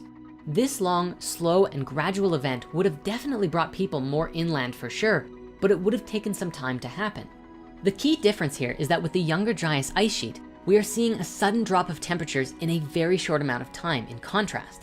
Seriously, today we are worried about a climate change of only a few degrees, but based on data from the Greenland ice sheet, the Younger Dryas period dropped about 4 to 10 degrees Celsius in the space of a few decades. There are alternative theories. However, the presence of the nanodiamonds and impact sites really seem to indicate that the comet is the most likely outcome. Other theories include ideas such as the Earth being hit by a solar flare, causing the ice sheets to begin melting, which still disrupted the ocean currents and subsequently caused the temperatures to drop as a result. And along with this, there's another theory that suggests mega meltwater avalanches that could be generated on the surface of a continental ice sheet and produce fast-moving waves of water nearly 100 meters high, traveling at 900 kilometers an hour, crashing into the world and destroying everything in its path. Again, these are all theories, so make sure you do your own research if you really want to go down that rabbit hole. Ultimately, all of these ideas, along with all of the data that we have from the Younger Dryas period, suggests that there was massive flooding and definitely would have been experienced by humans living at that time as catastrophic. Now, since research into all of this is still ongoing, there are still many mysteries to be revealed about this event. Naturally, with sea levels rising, the lower coastal lands are the first to be submerged, and anyone living and hunting there would have been submerged with it, similar to how Doggerland was submerged around 6,200 BC in Europe. Any humans who survived such cataclysmic events would have had it ingrained in their cultural memory that would have been passed through oral tradition into later civilizations. If this event really happened, it most certainly would have contributed to the mass extinction events that we see in history, and in extent, paved the way for the host of flood myths on every continent. And the last thing I'd like to speak on concerning the Younger Dryas impact is this. Generally speaking, the Younger Dryas impact is believed to have taken place about 12,800 years ago, which, returning to this chart, shows us when we see this sudden and sharp drop in global climate. However, there is very little conversation about what this other spike is, known geologically as the Bowling-Alarod period, which takes place just before. It's true that when we look at the last 1,000 years before the Younger Dryas, we see phenomenal climate changes as well, but there is very little evidence about what caused it, and most theories about how this could have been caused are problematic or inconclusive. The standing theory at the moment is that warm ocean currents deep in the North Atlantic abruptly released into the colder water above it, warming the waters and causing ice sheets to break off from the glaciers. While this is the prevalent theory, many others simply remark that it's just climate change, which seems to be another way of saying, well, we don't quite know for sure. Yet, if this is just a result of natural climate cycles, then that certainly brings about a much different perspective on climate change today. So that said, we have a few ideas about this on our own, because to us, this looks like a connected event. It looks like the Earth may have been going through some natural warming on its own, but that something caused temperatures to spike up and then suddenly drop. This may indicate that the comet impact is a little bit older than believed, that the first spike was actually the comet impact, and then the drop was the result of enough meltwater flooding the oceans for so long that it disrupted the ocean currents, and we see the temperatures go down as we discussed. Another possibility is that the first spike was the solar flare that we explored previously, which may have triggered a radical lifting of the Earth's temperatures, causing the ice to melt, flooding the oceans and disrupting the currents. If this is true, then perhaps a comet is not necessary in the equation. However, it's worth mentioning that the nanodiamonds seem to indicate that there was a comet in Earth's recent history. It's possible that there are other causes of such a spike too. If we look to ancient India, we find stories of the Astra or the Brahmastra superweapons. However, before we can explore and discuss these superweapons or where they fit into our ancient past, we must return to the subject of Göbekli Tepe. This site is compelling archaeological evidence that now dates human civilization back to nearly 12,000 years ago, around roughly 9,000 BCE. What puzzles archaeologists and historians alike was the previous assumption that stratified and complex civilizations did not emerge until around the time of Sumer, about 7,000 years ago. Until then, all we have evidence of in the timeline are semi-nomadic pastoralists who would follow hunted game around seasonally, perhaps occasionally using tools. Instances of monumental architecture are extremely rare, even though we have cases such as Cahokia in the Mississippi River Valley and a supposed city of hunter-gatherers. The general consensus is a distinct lack of the social organization required to build and maintain complex ritual sites. Even more interestingly, the timeline arguably lines up with a certain theory about the date of the construction of the Sphinx in ancient Egypt. Robert Schoch is responsible for identifying what he believes are wear patterns on the Sphinx that he has labeled as water erosion. But there were no great storms in ancient Egypt 4,000 or 5,000 years ago. But if you go back 12,000 years ago, there was heavy rainfall in that region, where in the Holocene, the region was much greener and wetter than it is now. Now, the Sphinx erosion theory was met with great skepticism. Dr. Zahi Hawass, head of the Egyptian Board of Antiquities, said at the time, "Of course it is not possible for one reason. No single artifact, no single inscription or pottery or anything has been found until now in any place to predate the Egyptian civilization more than 5,000 years ago." This was a common belief back then, since the earliest signs of megalithic construction were only 5,000 years old. But the discovery and dating of Göbekli Tepe proves that structures were being built around 12,000 years ago in one form or another.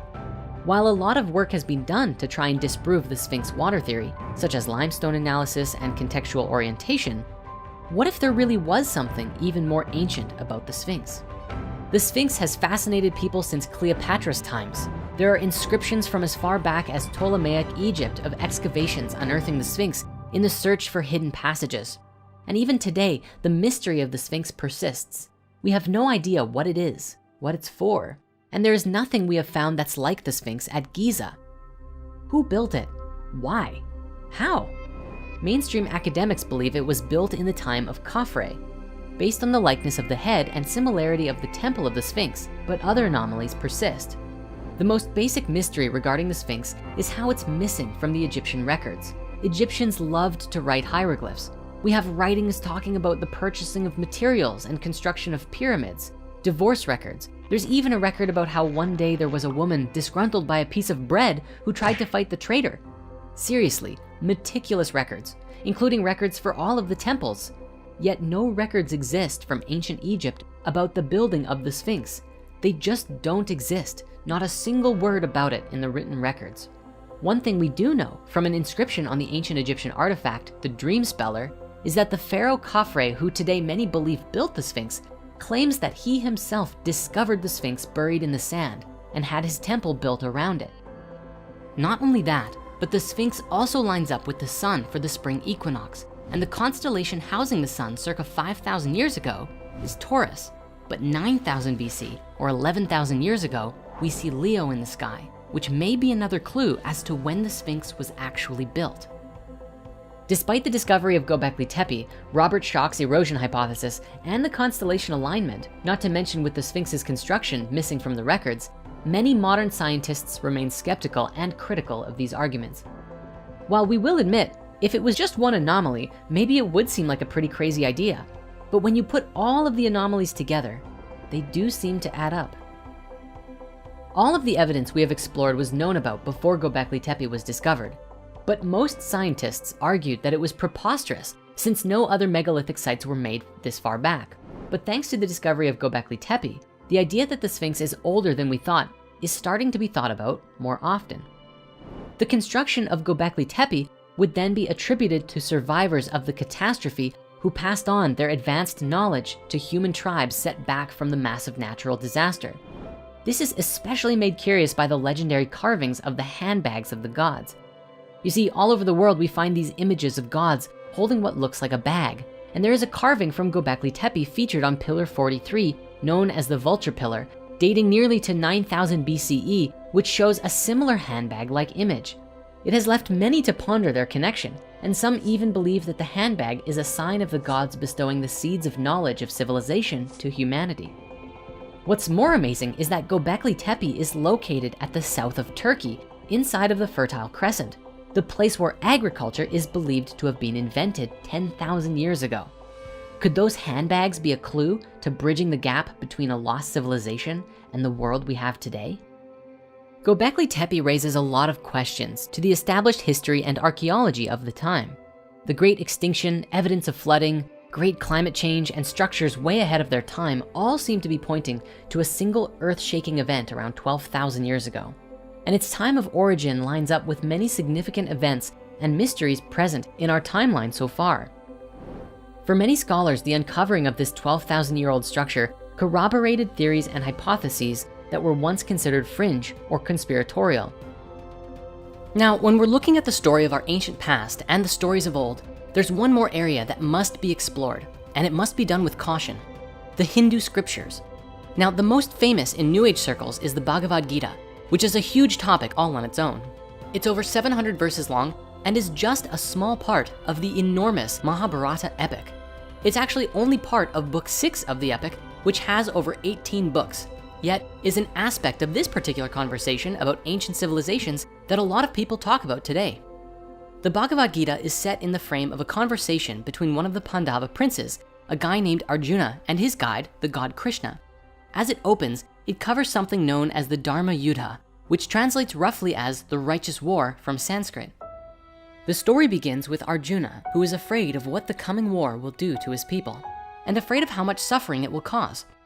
He wonders if he should renounce and seeks Krishna's counsel, who shows up and says, "Don't worry, kid, you're the best around," and then whose discourse constitutes the majority of the story. The conversations cover a broad range of spiritual topics, touching upon ethical dilemmas and philosophical issues that go far beyond the war Arjuna faces and into profound spiritual teachings. Krishna is basically described as the first motivational speaker in human history. From scholarly points of view, the nature and meaning of the text has been strongly debated, with most researchers and translators arguing that it constitutes allegory or metaphorical tales to illustrate philosophical concepts. Some scholars have also argued that it portrays varying relations between the personal soul, the Atman, and the universal soul, Brahman, and the Advaita Vedanta school arguing that the core tenet is speaking to non-dualism, that all souls are part of the same whole. Alternatively, some schools see dualism as the primary lesson, or that the souls of all of the characters are both different and the same all in one. So if you haven't guessed, academic study of this text is very complex, and there's quite a lot of debate and confusion around the true meaning of the text. For the most part, the setting of the Gita in a battlefield has been interpreted as an allegory for the ethical and moral struggles of human life. However, there are some who believe that the story itself is actually describing an actual account of a real-life war in history, and of course, real-life weapons. This view of the Mahabharata as a literal event is something purported by many ancient astronaut theorists, and as we personally dove into the subject, we found it to be a little bit sketchy. There were a lot of claims, such as ancient nuclear weapon radiation and other quotes from the Gita supporting the theory that then didn't actually exist. The whole thing is likely just a consequence of really bad translations, misunderstandings of the original text, and maybe even a little bit of deception for the sake of content creation. So for anyone who wants to get the full story on the claims about this, we'll share a special blog post in the comments below all about it. However, there are a few aspects of this which is interesting to explore due to mythological similarities to the stories we've been exploring so far. It's just important to know that there doesn't appear to be much in the way of historical or physical evidence for these events. One of the most curious aspects of the Hindu mythologies was the Brahmastra, created by the god Brahma, which is described as an iron bolt through which all the individuals in the race of the Vrishnis and the Andakas became consumed into ashes, a fierce iron bolt that looked like a gigantic messenger of death. Interestingly, once King Ugrasena witnessed what the weapon could do, he took the decision to reduce it to a fine powder to protect the future generations to avoid temptation. I don't know about you, but this almost sounds like a description of the thunderbolts theory, of the massive column of lightning that descended from one planet and crashed down to the earth. The only main difference here is that the story seems to indicate it was a purposeful weapon and not a discharge from a planet. The other synchronicity from the Hindu texts includes the presence of something called vimanas, which are said to be flying palaces or chariots that are very common in a number of stories. The mythology here raises interesting questions due to its similarities to other tales from around the world. Could the stories of the Anunnaki and their ships be related in some way to the flying chariots of the Hindu gods? It's not actually as crazy as it sounds that early Indus River Valley civilization and Mesopotamia had cultural links. Stretching as far back as 9,000 to 6,500 BC, indirect contact seems to have occurred as the consequence of the Neolithic revolution and the spread of agriculture after 9,000 BCE. The prehistoric agriculture of South Asia is thought to have combined local resources like cattle with farming resources from the Near East as a first step around 8,000 BCE. At the site of Mehrgarh in Pakistan around 7,000 BCE, full sets of Near Eastern agricultural products can be found. stuff like wheat and barley, as well as goats, sheep, and cattle. Later on, trade kind of exploded between the two regions, with stuff like clove heads from the Moluccas being found at Tel Ashara, different kinds of shells and beads being found at various sites around 2500 BCE, and of course, lavishly decorated cylinder seals depicting mythological scenes or animals. The bottom line is, with trade happening pretty consistently until the Indus civilization collapsed, it's almost common sense to acknowledge that cultural ideas and mythologies also got exchanged. In this, even the real mythologies themselves are fascinating and have tons of curious connections throughout without needing to elaborate on them. If there's any grain of truth to these stories at all, then it adds credence to the idea that at one point, perhaps there were advanced civilizations with incredible technologies in our ancient past. Now, looking at our story regarding the fall of Atlantis and the influence of these other beings in the Mesopotamian accounts, it appears that countless cultures have been influenced by these Near Eastern schools of thought, from the Persians to the Greeks. And even much later, it appears as though the Judeo-Christian religions all seem to stem from each other like branches of a tree. But what about the people across the rest of the world? In this historical theory, it suggests that there were still civilizations existing elsewhere on the earth at the time of the fall, because when the inhabitants of Mu left their home, not all of them went to Atlantis. Some moved to the continents we call the Americas, and others went to Asia. This would make sense considering Mu would have been directly between those two in the Pacific Ocean. With this idea, we see this theory begin to explain how different spiritualities developed in different regions of the world. The Lemurians who did not migrate to Atlantis would not have had the same experiences that the Atlanteans did with the fall.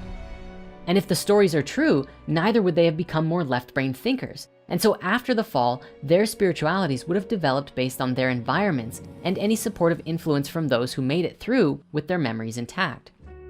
When we observe the world's religions today, there are really three main forms that we can identify. Firstly, we have the Western faiths, which are generally the Abrahamic ones, Judaism, Christianity, and Islam, but which relate with the Greek, Persian, and Egyptian mystery schools from thousands of years prior. Next, we have the Eastern spiritualities like Taoism, Buddhism, Shinto, and so on, which are more to do with connecting with the spirit of nature or going deep within yourself to cultivate inner peace and stillness. Generally, these paths are less seen as religions, but ways of life and traditions to create harmony in one's life.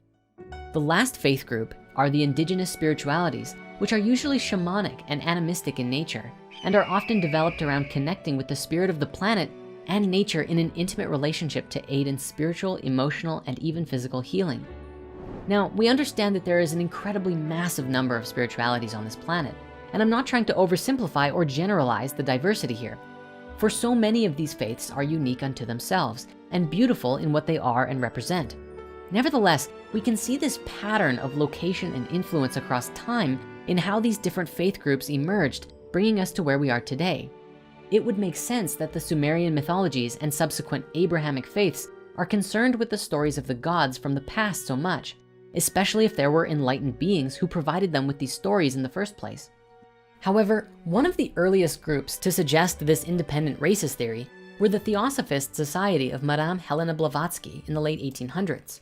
In her work, The Secret Doctrine, she proposes a theory that 5 to 6 different root races spread out across the globe and settled in different regions as the earth changed throughout history.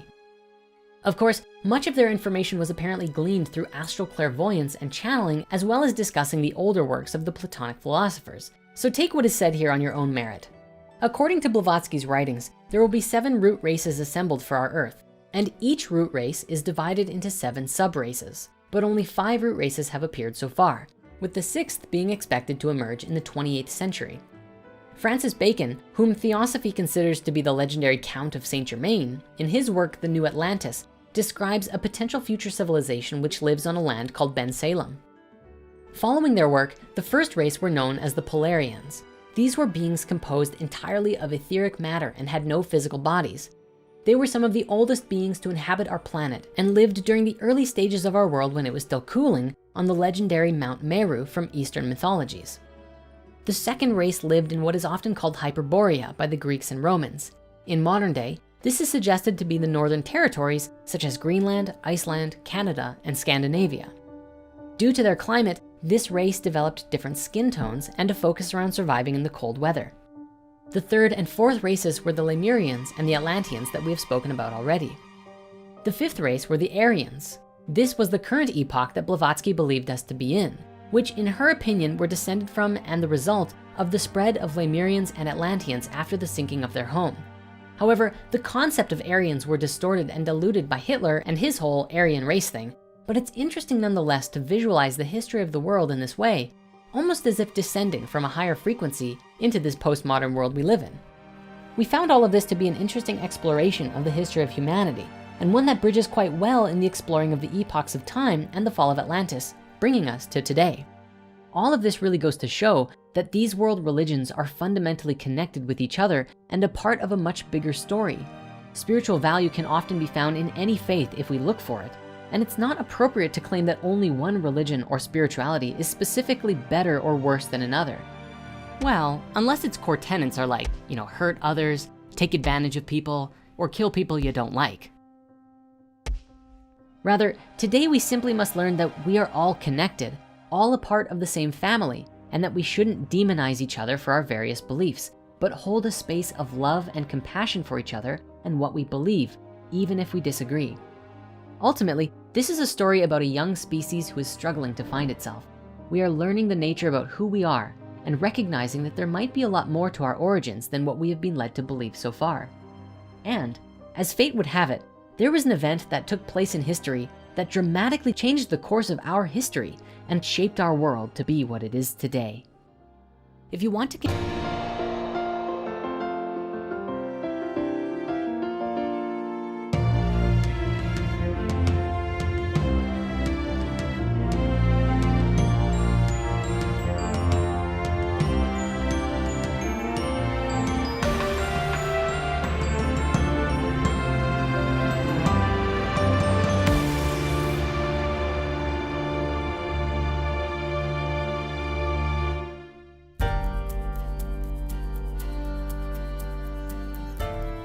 After the Great Flood, it was a long time until the emergence of what today we know as the first civilization. As if out of nowhere, the Sumerians came into existence, and from there, the Egyptians followed shortly thereafter. Over the preceding several thousand years, human civilization would change and evolve, all looking back and honoring the gods that started it all. How did we go from Atlantis to the world we have today? Find out on the next episode of the Sumerian epic, The Rebirth of Culture.